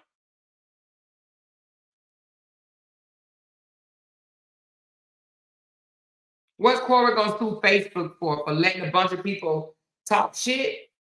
This is America. You can talk shit about people.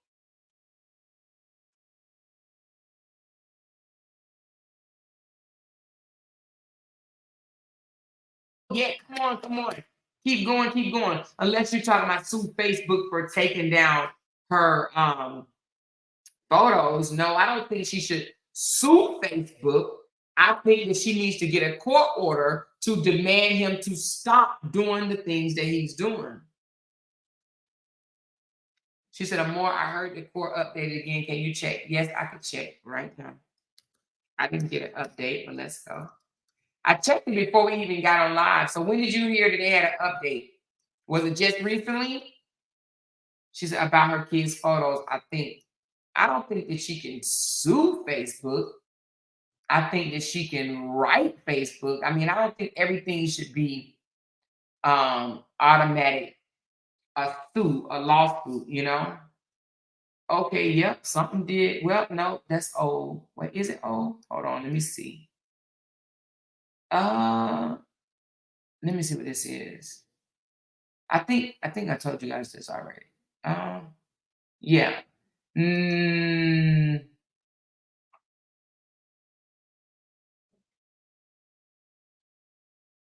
No, the only thing the last thing I see was on the 26th. Oh, you late? Okay. No, it's the person that said that you heard that something updated on the case. Oh, let me look at the other case. Hold on. Let me look at the other case. So I got something on the 26th. But that was just saying that everything was moved to August the 19th. And then the reinsurance of the restraining order. Let me check.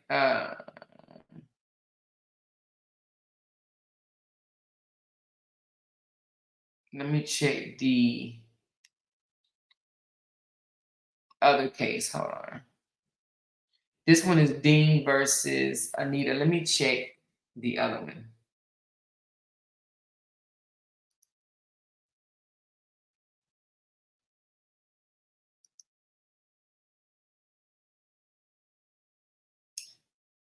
I still see. I see the reinsurance of the TRO. Yeah, it's the same. It's the same. I don't see. Let's go back one more time.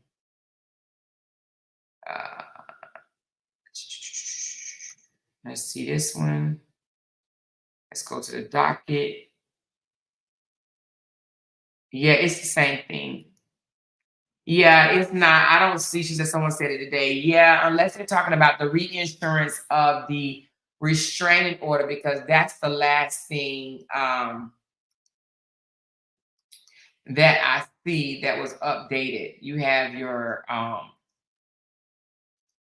for his the last thing on the 25th, which is the this is Justin Dean versus Anita Chukwufanya, and that's the 25th. And this is the reinsurance of the TRO. And then when you go to hers, which is let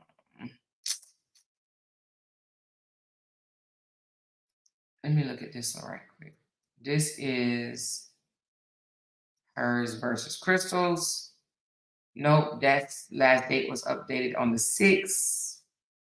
And then let's look at his. Just on. Let's go to notifications. This is his.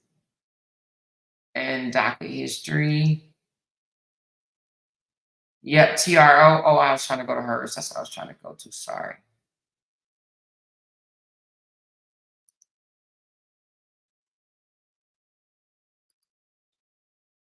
Same thing. Notice of hearing of the insurance. Now, it looks like they have, oh, wait a minute. So, okay.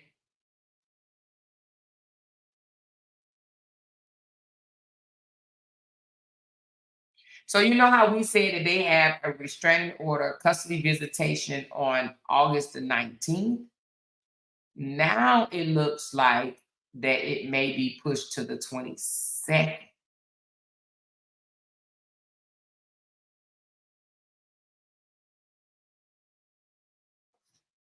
Wait a minute.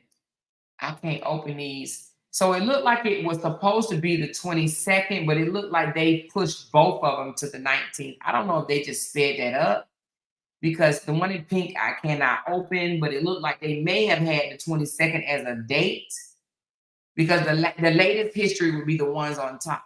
So it looked like the 22nd may have been the date that they had. Yeah, because, yeah, that's what it was. The 7th of July was supposed to be the restraining order hearing. But I think the restraining order hearing,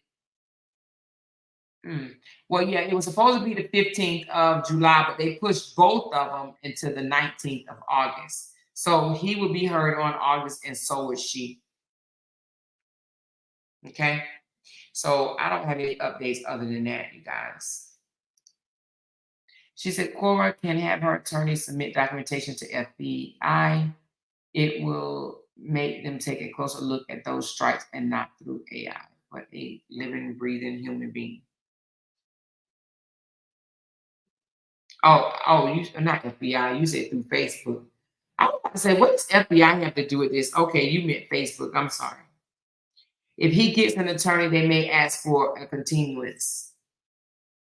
No, I don't think that he would be able to, Marcia, because I think that the reason why they pushed it back to August to allow him a time to get an attorney. I think this was done to allow him time to get legal representation. But for y'all that missed my live yesterday, did y'all hear that man say? Did y'all hear him say he was still attorney lawyer shopping? And that if he didn't get enough money to pay for the lawyer, that he would just spend it on his kids anyway. Did y'all hear him say that? I'll just spend the money on my children. I'll just take the money and spend it on the girls.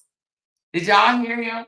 So if he don't get enough money to pay the lawyer, he's going to take that $5,000, $6,000, however many thousands of dollars that he has, and he's going to spend it on his children. That's what he wants everybody to think. I think he's going to spend it on rent. But he said if he don't get enough money, she's allowing him time to get coffees. Ja means God. That Nigga ain't no God. He's a whole devil. Love Cat came over here talking about Ja. She said, now who is the scammer? Exactly, Vanny. Exactly, Vanny. Why he up here talking about some, she's a scammer. She's a beggar. She's a scammer. She's a beggar. Okay, yeah, well. That joker was scamming and begging yesterday, baby. He was scamming and begging yesterday. I guess we all scammers. Scammers unite. He ain't spending no money on them girls. He likes to get ish for free. You guys, y'all did Sister Girls real good last month, okay? We need to make sure we continue that, but I surpassed my goal. I did. I surpassed my goal. You guys were so generous that I surpassed my goal. It was absolutely a fabulous month, you guys. Absolutely fabulous. So I want to continue to bring content to you guys that is interesting and educational. This is educational because let me tell you something. Since I've been covering this, I've had several females jump in my inbox and say, Amora, this is happening to me right now. I am currently going through this, or I just got out of this, or I just got out of divorce, and my ex is doing the exact same thing, right? So a lot of people are benefiting from these types of lies, okay? The breaking down, because some people in a narcissistic relationship and don't even know that they are in an abusive narcissistic relationship, okay? So I have a lot of people that's jumping in my inbox saying, Amora, you are speaking my story. And they're afraid to, I'm not gonna say they're afraid, but they're apprehensive to come forward with their story and whatnot because, of what others may think or believe, right? But several people have said, you are speaking my story. You are speaking my story, right? So I'm glad to be able to help people that may currently be going through things like this and just don't know how to get out of it. And also making them aware of the torture and stuff that you feel. That's not love, sis. That's abuse, And even using the legal system and threats are abuse, Threats are abuse. A lot of people don't think that threats are abuse, but it is. When someone says, you keep talking, I'm going to punch your effing teeth out of your mouth, that is considered physical abuse. A threat is physical abuse. Holding someone against their will and not allowing them to leave a room is physical abuse. That is also physical abuse, okay? So I think the more we are aware of what's abuse and what's not abuse, then we'll know how to fight these narcissists, fight these abusers, these manipulators, We will know how. She said, congratulations, more. I'm happy to have found your channel. Thank you so much, Primrose. I appreciate that very, very much. She said, Don Luke says, Amor, you are doing a great job. Thank you guys so much. And I know some of you guys send me other stories in my inbox, and I appreciate that. And I'm breaking them down. I'm doing some investigating, looking more into them or whatever. I'm working on two right now, to be honest with you. I'm doing some backdoor research on right now. I'm trying to figure out how to break it or how to bring it forth, but I will. Don't think that Justin and that other thing, RH, is going to be my only content, because that's absolutely not true, honey. We got a whole lot of people that we need to expose, but I want you guys to notice the signs and the similarities. And therefore, I will be doing a breakdown comparison of Robert Hampton and Justin Dean. They are friends with each other, and they use some of the similar tactics. However, I must say that Justin is worse. If I have to judge both of them side by side, I think Justin is worse, but trust and believe he ain't far off, okay?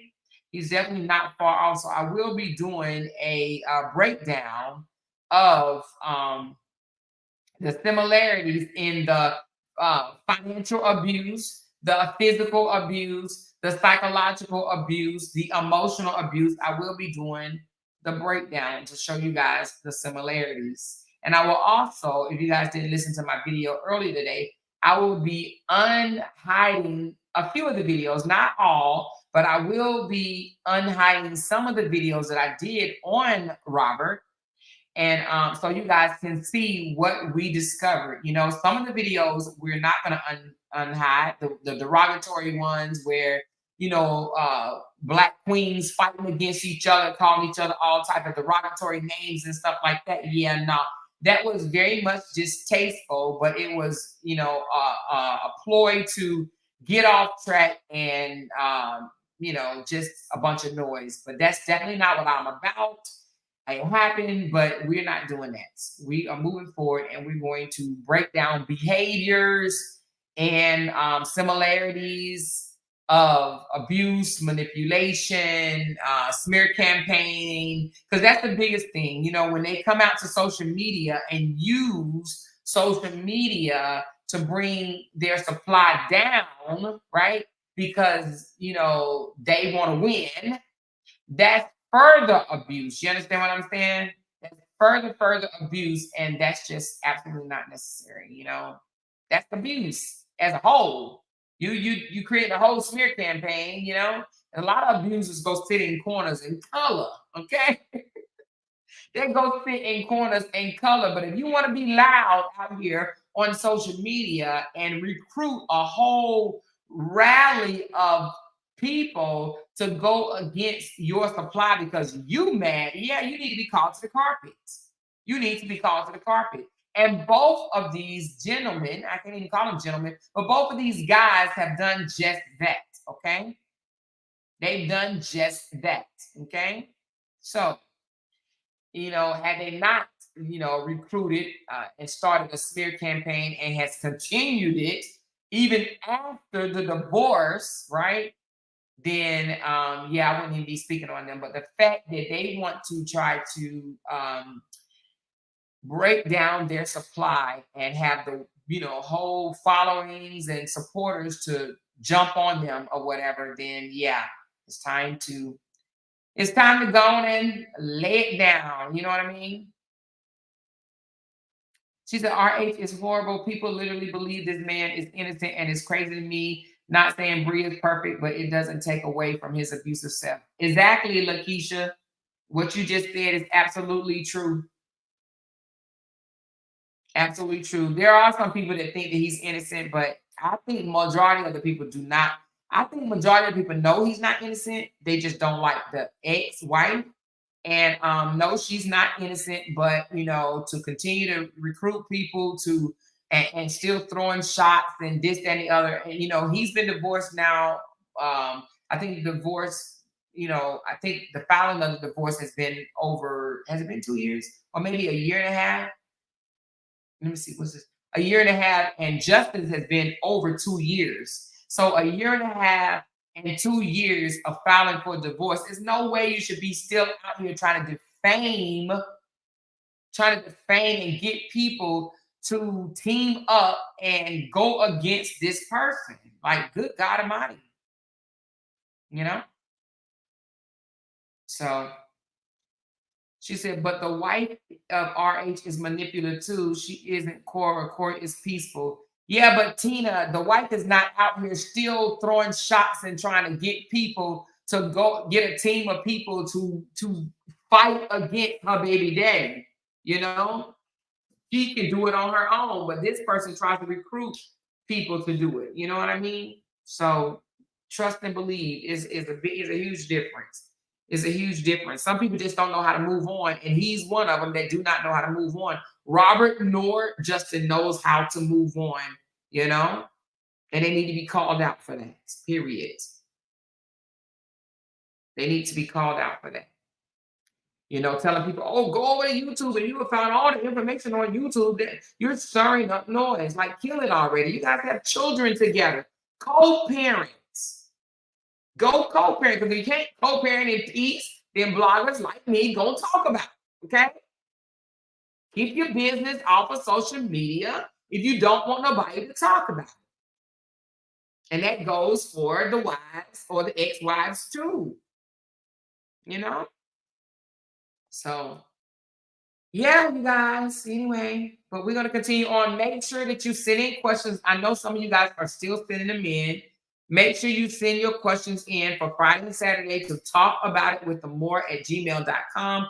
Write in your questions, relationship questions. It could be your relationship, your friend's relationship, your family member relationship, your ex-friend relationship, your, you know, anybody relationship you want. If you have a question about your relationship, then send it in and I will read the question and we will answer it here on Talk About It with More during Ask Amore sessions, which is Friday and Saturday.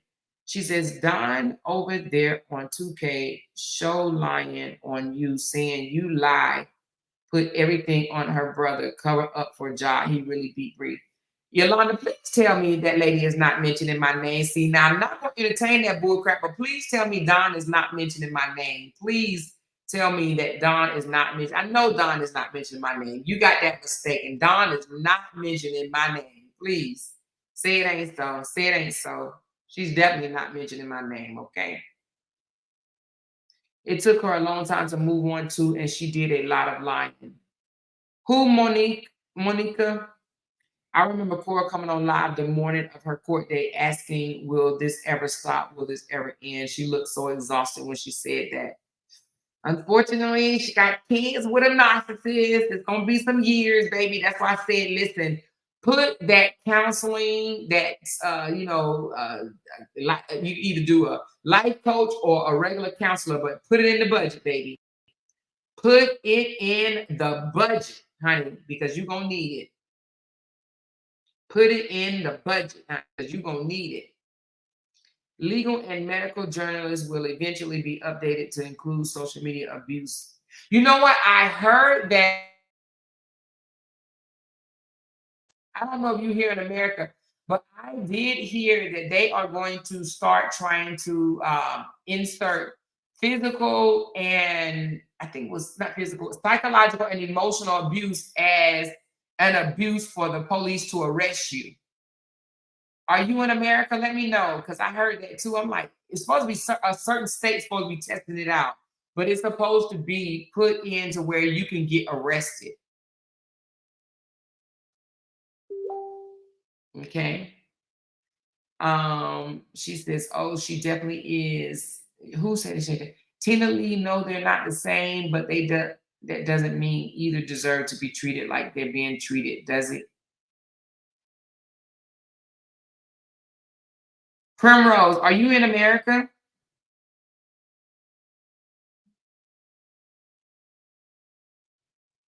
She said, Cora moved on quickly. He kept taking her to court, and you don't want her to respond. Yeah, he doesn't. Wait a minute, Monique. Who is Monique? Oh, you talking to Monica. What did Monica say? Okay, I'm going to let y'all talk about that because I don't know what y'all talking about. She said, ladies, don't give him undiluted squirt juice to drink. Add some vinegar to that ish. That's how they behave when they drink pure ussy juice. They tweaking. Who you talking about, Sheba? They don't think he's innocent. Those are people who believe they should pick a side. Men like RH know gender wars are lucrative. You don't have to support BS in order to support the person. That is so true. That is so true. Absolutely. I like that. Let me highlight it. Listen, Wildcard said you don't have to support the BS just because you support the person. I'm glad you said that, right? Because all too often, we think that just because we support the person, like say for instance, if you guys support me, if you support me, you got to support my bull crap, right? She's I'm in Scottsdale, Arizona. Oh, okay, you are in America. Okay, Scottsdale, Arizona. Okay, thank you, Primrose. But if I'm on some foolishness, you don't have to support my foolishness just because you're doing. Now we can agree to disagree because I may even look at what you're saying and say, okay, you know what? Let me take a look at that, right? Let me check myself. Let me evaluate myself, right? But just because you support a person, you don't have to support their foolishness. It's so many things that Robert has done, and i.e. the one that I just posted earlier today on my Facebook, where he made a fake live defaming and debasing and harassing the mother of his child. They were still married at the time. How can you support that? How can you support that? This man literally made a fake live and included 100 fake comments. Half of them was uplifting him, telling him how wonderful, marvelous, how his music is wonderful and marvelous and all this stuff. And the other half was saying things about the mother of his children. She's a thought. She's a, HOE. She's this, she's that. Oh my God, it was nasty and disgusting. And none of his supporters called it out. Just like Wildcard just said, you can support the person and still don't have to support their BS. That goes for me too. Just because I support a person don't have to mean that I have to support their BS. Now, I will tell you, I have been guilty of that myself, supporting the BS. But it's not even that I supported the BS. I just supported the BS in public. And I was against it behind closed doors, but I supported it in public. But it's the same. If you support it, I should have condemned it in public. And that's why I had to come back, double back, apologize, clean that up, because I was wrong. I supported it in public. But behind closed doors, I was like, WTF? But in public, I supported it, okay? She said, Justin has dragged Cora so much, I believe she lost business. People stopped working with her as well as endorsements.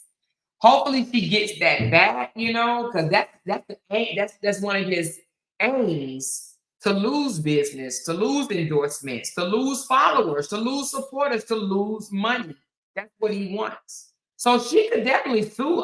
But at the same time, I don't know who said it, but whoever said it, what is she going to get from him? He's begging for coffees. What's she going to do? Get more coffees? What does Justin have that she can take? Some of these defamation lawsuits and stuff, like, it ain't even worth it. What is she going to get from him? This joker begging for coffees himself, begging for cash apps himself, begging for PayPal himself. What is she going to get? What is she going to get? But that's not the way it is with Cora supporters. The moment you speak something they don't approve, you're being called Justin or block that person. What do you mean, Amelia? I'm not sure what you mean. I'm not sure when you say that's not the way it is with Cora supporters, because I'm a blogger, and so how I feel may be different than how everybody else feels. Everybody ain't gonna feel the same way,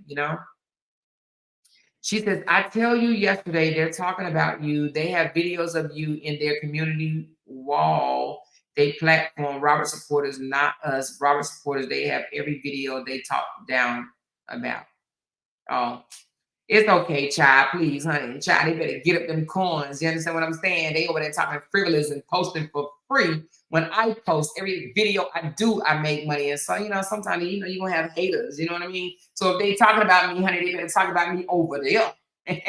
Don't come over here talking about me. I don't care what people do on their own platform. They can talk into their green, blue, or purple in the face. I don't care. I don't care. I really don't care, They can talk about me. Go off, sis. Make your money. Do what you do, boo. They know I dragged that ass already, honey. I done that, did that, got the t-shirt, hat, and the damn shoes, okay? Now, they already know what time it is. She said, please, Amor, did Justin lose his license? It doesn't say that he lost them, Sonia. It still says valid, but it says valid until the expiration date, and the expiration date was yesterday, okay? But it still reads valid as of today. But again, when you click on valid, it lights up and says that is valid until the expiration date. The expiration date was yesterday. Now, I don't know what you can do. I don't know what he's going to do, but it doesn't say invalid yet. It says it is still valid. She says, I'm referring to what you said about supporting someone and not their behavior sometimes. Yes, you don't have to support the behavior. You don't have to support a behavior or the BS, But just because you don't support the behavior don't mean that everybody else is not supposed to support it, It may be things personal that you don't agree with, but that doesn't mean that that's a bad person just because you don't agree with something that a person did. Like, for instance, let me tell you, when people say things like, Cora needs to put clothes on, that's subjective. You think she needs to put clothes on, but other people may think that she's just fine the way she is. You know what I mean? So That is very subjective. That doesn't mean that she's a bad person because that's what you think. You know? Are you welcome, Sonia? I believe that if she's comfortable in her skin, why not? If she needs to put clothes on, then every entertainer out there, female, need to put clothes on because entertainers here in America, honey, especially when they got them bad, nice ass bodies, girl, they dress half naked, okay? Half naked. So, and if my body was like that, I'd be dressing half naked too. I'm just keeping it a buck now. I can't because I got grandkids and I am a retired officer. So I can't do that. Okay. She said, I don't support Justin, but I am not going to be wishing for someone downfall. At the end of the day, they are on a 50-50 case, which means when he loses, the kids lose. Now, I agree, Amelia. I'm going to tell you this. I agree with you. Let me tell you why I agree with you. I don't support anyone's downfall. However, it's inevitable that a person that is wishing and digging a hole for you, that they will eventually fall into it. So we don't have to wish Justin's downfall. The fact that he continues to dig holes for her, he will fall in it. It ain't that we're wishing and hoping, it's just inevitable. It will happen. You can't want bad, wish bad, and go out of your way to make something bad for someone else and don't think it's not going to come back on you. Some way, fashion, or form. Okay? He will fall. And it's not that we want him to, it's not that we wish he will. It's just how life works. You can't wish bad and plot and pray and do all this stuff against someone else and just think you're going to walk away scot-free. That's just not how life works. Some people call it karma. Some people call it life. It just happens. It will come back on him. You can't be mean and ugly and deceitful, malicious to a person and think that you're just going to just be blessed. You know what I mean? You know what I'm saying? It just don't work like that. That's just not how life works. That's just not how life works. So he will definitely fall. You know, and if she was doing the same thing, being malicious, trying to, take the kids away from him and dig a hole for him to fall in, face first, this, and the other, then she would fall. She would fall, It's not that we wish this happened. That's just life,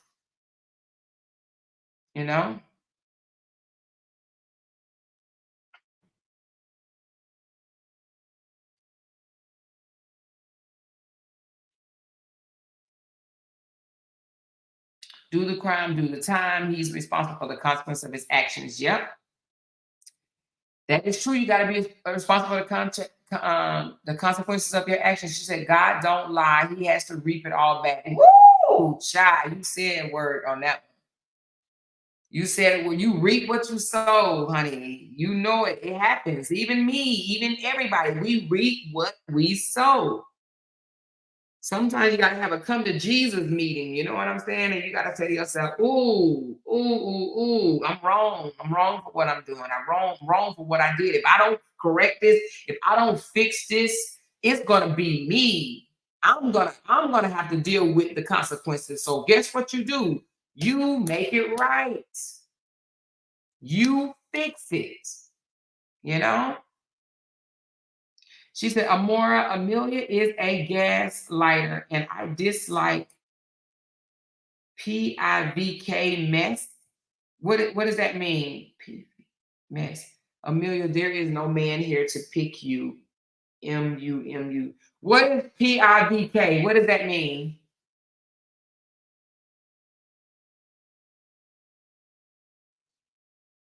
And I dislike PIVK. PIVK mess. What does that mean? Amelia, what did he provide for Cora and the headaches is about it. Cora was the provider in that marriage. Let me tell y'all from my post on my Facebook the other day. I said it seems like when the woman is the financial provider, it produces bitter baby daddies. And it seems to be the case when the man comes out and claims that they made a person, it seems that the woman was the financial provider, right? And also, when the man comes out and say he was the financial provider, they end up being the bitter baby daddies. You know what I'm saying? They end up being the bitter baby daddies. So I don't know if you make more than your spouse, and if y'all split up, honey, you might just produce a bitter baby daddy yourself. Oh, you meant pick me. Okay, pick me vibes. She comes here with her pick me vibes. Oh, I got you, Sonia. Okay, I didn't know what you was talking about. She said, Amelia, that man is as evil as they come. He did not provide anything for Cora. She tells it all in her book.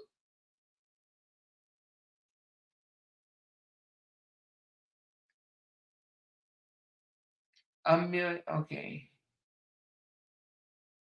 It's two different Amelias, and Amelia said, not this Amelia. Listen, it's two different Amelias. She like, wait a minute, hold up, y'all. Not this one. Listen, this is funny. Amelia, you funny. She said, y'all ain't talking about me. No.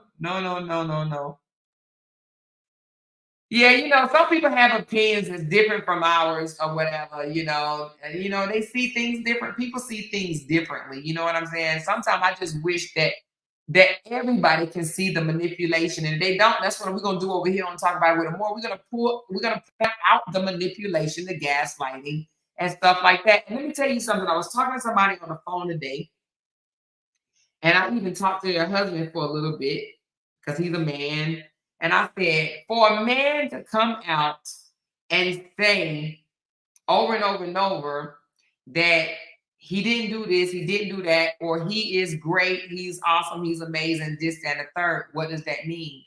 And that man actually concurred with me and said that if a man has to overly say he didn't do it, that means he's guilty, that means he did do it. And if he has to overly say, I'm a good man, I'm a good man, I'm a good man, he's trying to convince himself that he's a good man or a good father. So you got to listen to things like that. If you have a man that's continually telling you, I'm telling the truth, I never lied, I never lied, I never lied, I never lied, I never lied, they're a liar. I'm a good man, I'm a good man, I'm a good man, I'm a good man. They're not a good man. I'm a good father, I'm a good father, I'm a good father, I'm a good father, I'm a good father. They're not a good father, right? She's a bad person. She's a bad person. She's a bad person. She's a bad person. She's a bad person. They are lying. Because guess what? A man is very, very simple, right? A man don't do what women do. Women, we get emotions. We get caught up on our emotions. We care about what people feel about us and stuff like this. Men don't. Real men don't. Men are like, look, they'll say, I didn't do that. They'll come out and say, listen, you guys, I did not do that. This person just lied on me. I didn't do what she said. And then guess what they do? They only say it one or two times, and then they let their reputation, their actions, their movement, their voice speak for itself. They don't have to continue for 2 years telling you they didn't do something that they accused of doing, right? Their personalities, who they are, their makeup, it speaks for itself. Their actions, how they move, how they talk, how they carry themselves, it speaks for itself. You can't convince a smart woman that this person is a pure doggone asshole if he's not moving like one. And I'm talking about completely moving like one, right? But when you got someone sitting here, I didn't do it, I didn't do it, I didn't do it, I didn't do it, I didn't do it, I didn't do it, I didn't do it. Well, you're sounding pretty guilty. Because why, after 2 years, you still on here trying to explain yourself? Because you are guilty. Because you are guilty. Okay? You let your actions speak for you. Not your mouth. Not your mouth. You know? So you got to listen to people like that. See those red flags.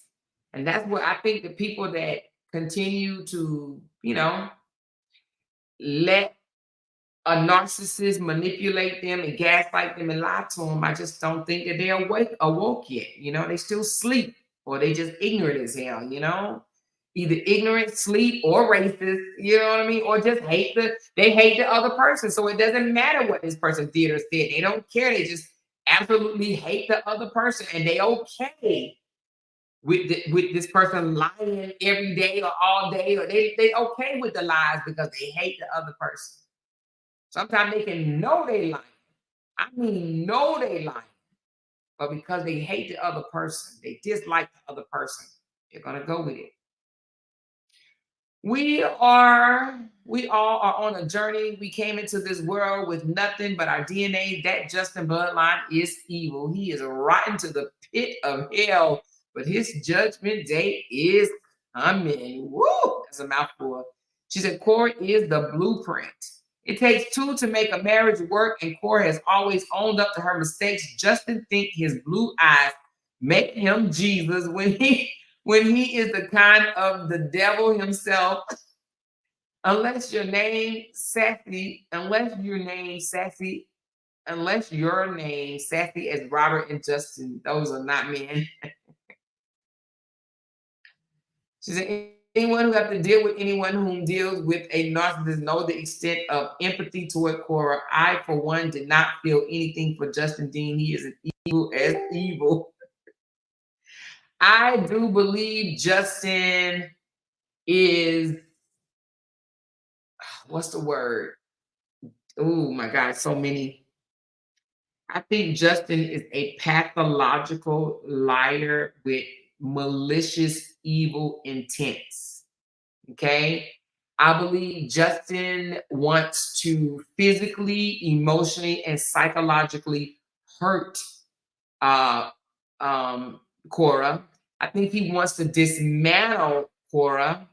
The fact that he said he doesn't care if she is DEAD or in prison tells me everything that I need to know about him, which he is a horrible human being.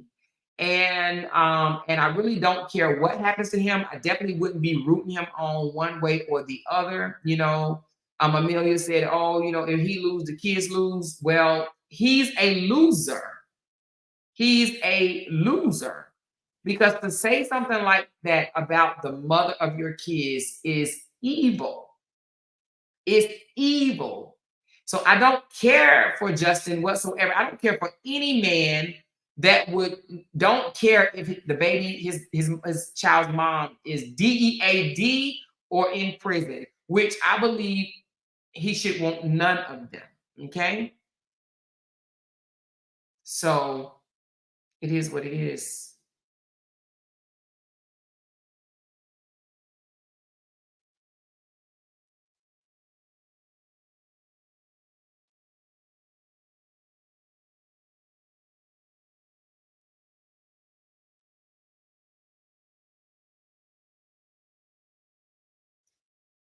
I've never heard the great people I'm in proxy to tell people how great they are. Some of these abbreviations I don't even know what y'all talking about. One thing I can tell about Cora, she has a calm, empathetic spirit about her. I don't get that from Justin at all. No, Justin is evil. He is evil. You don't wish. I think Justin very much had something to do with that, attack in England, and I mean in London. And whether he directly had something to do with it or he knew about it, I believe that he knew about it. I believe that he knew it was going to happen. So yeah, no, he's not. He don't get no passes. I don't wish nothing bad happened to him unless he did something bad. And I wish that if they find out that he did something bad, he needs to be dealt with. I do think that he needs to take responsibility for his action, but that man is evil. He's evil. He wants to bring any man that want to bring you down. Like, what do you call them people? I'm talking about bringing you down. What do you call them? Who wants to see the mother of their kids homeless? Who wants to see the mother of their kids struggling? What? Mm-mm. And if Amelia, you can't see that, then maybe it's gonna take you a little bit more time.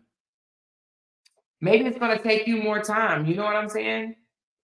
I'll keep pointing out all that negative, manipulating lies, or maybe you just weren't raised that way. Maybe you was raised to, think that it's okay for men to wish death upon you or wish you was in prison or broke on the side of the road on the street, or you know what I mean? Maybe you okay with a man calling you all type of derogatory name in front of your children. Maybe you okay with that. You know what I mean? Maybe you okay with the man trying to abuse you through the legal system and threaten you and threaten your family and defame your family and defame, your friends. And maybe you're okay with that.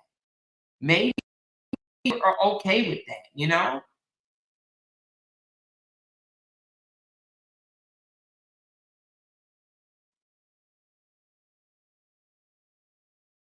She said, did you know Justin ordered for Corey to go for alcohol testing for 1 year and she had to do it? Did he have to do it too, though, Art? I know the judge didn't just let her do it without him doing it, right? Art, did both of them have to do drug testing for a year?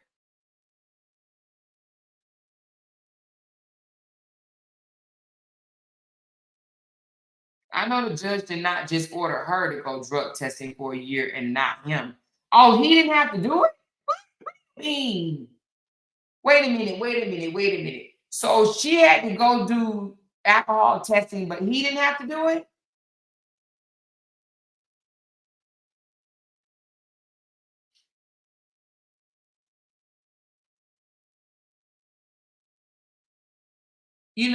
Are you sure? Because I think I heard him on one of his lives say that he had to go get tested.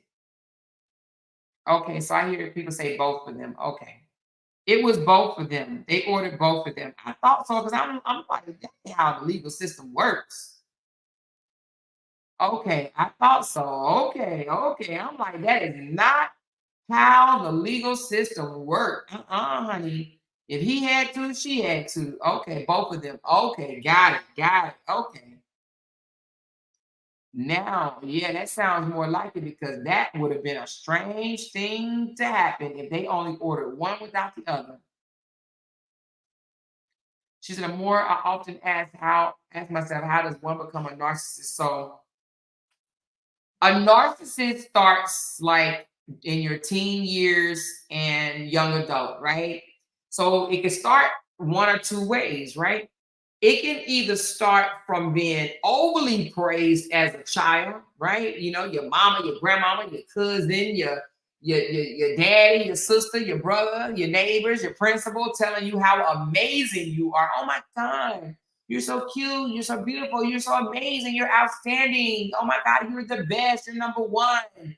You are, the bomb diggity, Too much praise in a child can cause them to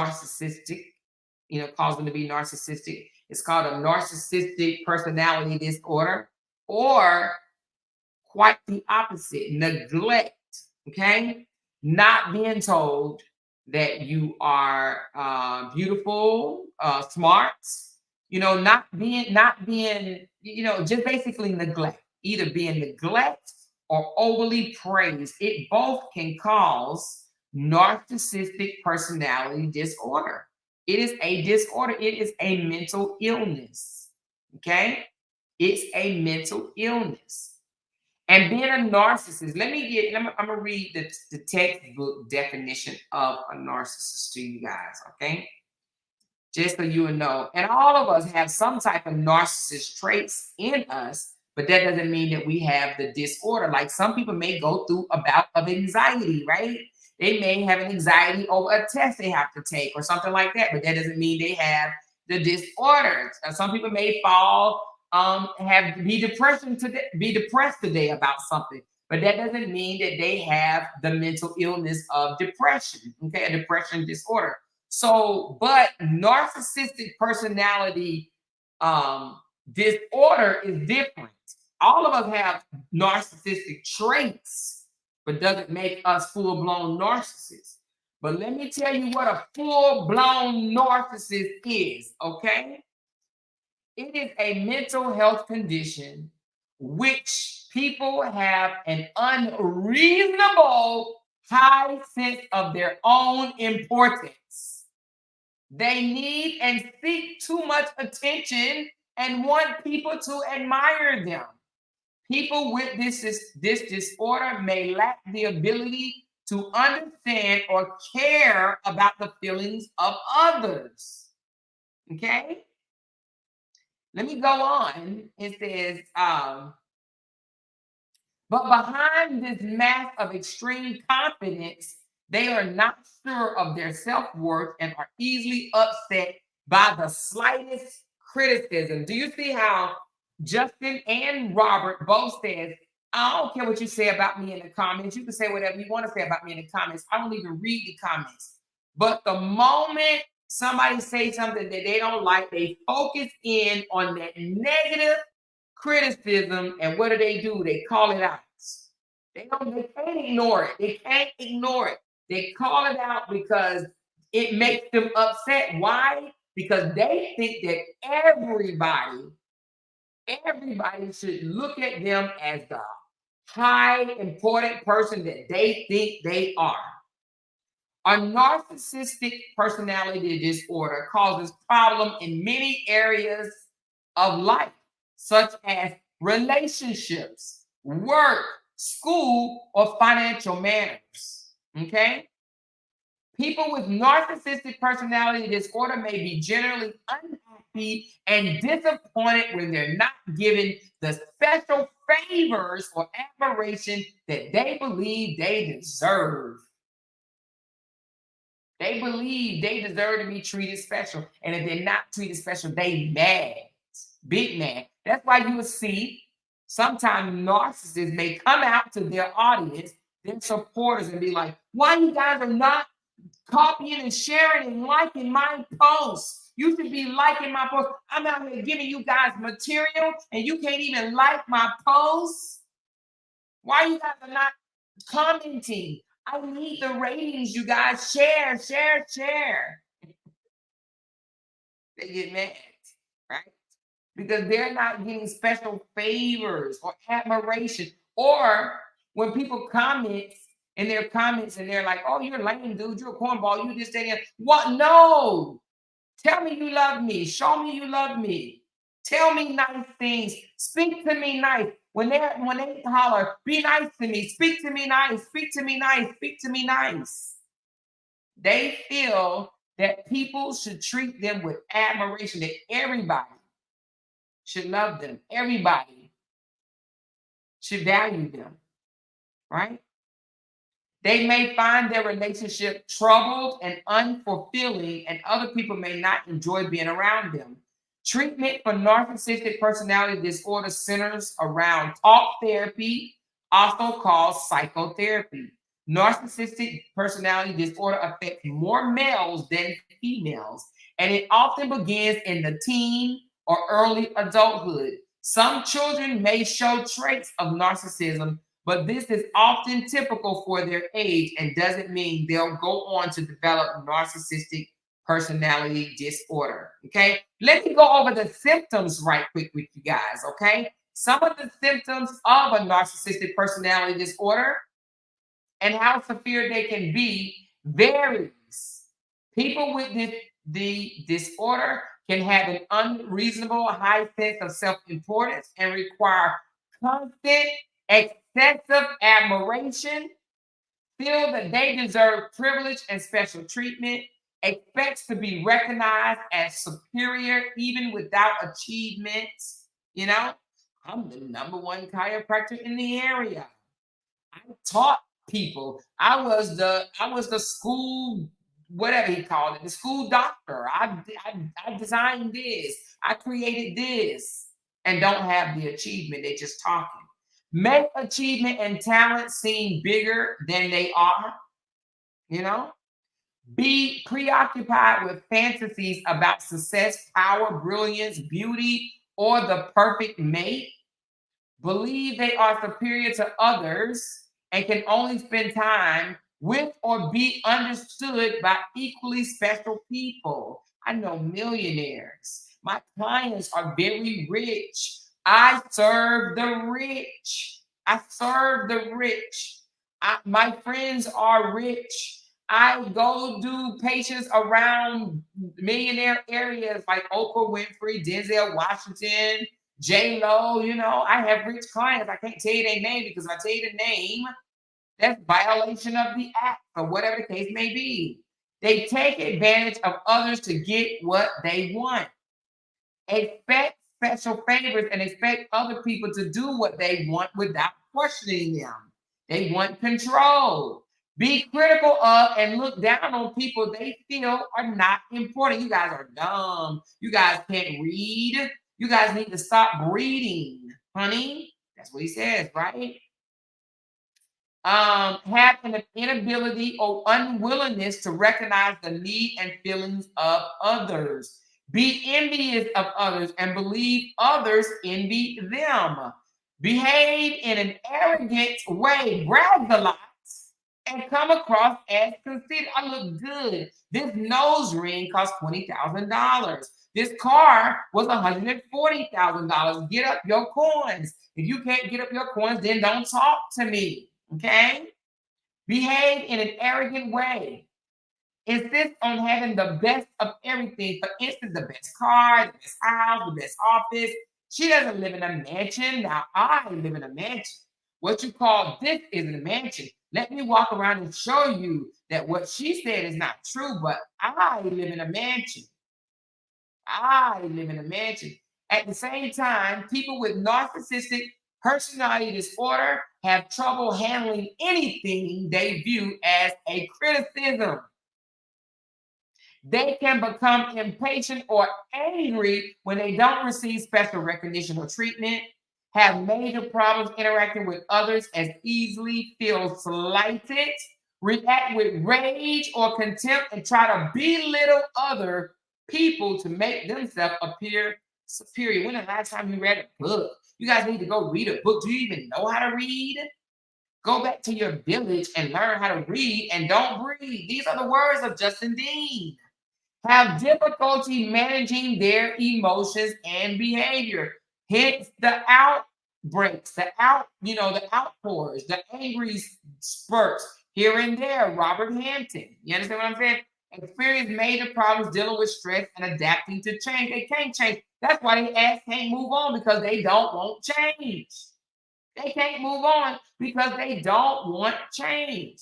Withdraw from or avoid situation in which they may fail. Okay? Withdraw or avoid situation in which they may fail. Okay? Feel depressed and moody because they fall short of perfection. How many times have you came out here and says, oh, I'm hypertension. My hypertension is high. You know, I felt really depressed yesterday. I told y'all I was sick, but I wasn't sick. I just felt depressed about everything that's going on. Have secret feelings of insecurity, shame, humiliation, and fear of being exposed as a failure. They don't want to be exposed as a failure. Hence why they brag, act like they are. I make $300 an hour. How much do you make? I make $3 an hour, huh? I make $300 an hour, and I just saw 6 patients. I'm seeing 6 patients in a few more minutes. So that's 12 patients today.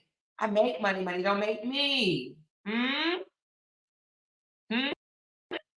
Those are the traits. But when should they see a doctor? Well, let's just say they should see a doctor when it says people with narcissistic personality disorder may not want to think that they have anything or anything could be wrong with them. So they usually don't seek treatment. If they do seek treatment, it's more likely to be for symptoms of depression, drug or alcohol misuse, or other mental health problems. What they view as an insult to self-esteem may make it difficult to accept and follow through with treatment. Okay? But if you recognize aspects of your personality that are common to narcissistic personality disorder, or if you're feeling overwhelmed by sadness, consider reaching out to a trusted healthcare provider or mental health care provider. Getting the right treatments can help make your life more rewarding and enjoyable. And I know people probably don't like to hear what I just read, but guess what? The percentage of men being narcissists over women is like 7.4 to 3 point something. 7.4 to men and 3 point something to women. It's not 50-50. There are more men with narcissistic personality disorder than women. Women have a tendency to own up to their shit, even if it's embarrassing and even if it hurts. But men, narcissistic men, they ain't owning up to shit. They will go to their grave with that lie, baby. They will convince themselves that it's true. Narcissistic men do not know how to admit fault, take accountability. Nope, I didn't do it. I didn't do nothing wrong. What did you do wrong? Name one thing you did wrong. Nothing. Loved her too much.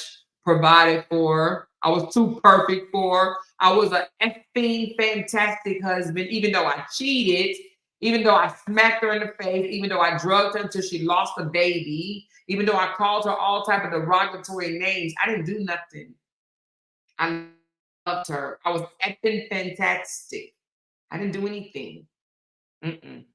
She always wanted to bring up old stuff, and we argued, but that was her fault. She should have just left old stuff in the past and not bring it up. What she want to talk about that for, right? A narcissist hate being exposed, you guys. They hate being exposed. And what they would do, lie and lie again and lie again and lie again. Pathological liars they are. So anyway, let me give a shout out to those that have sent me in a super chat. I do appreciate you guys. Thank you for the tip.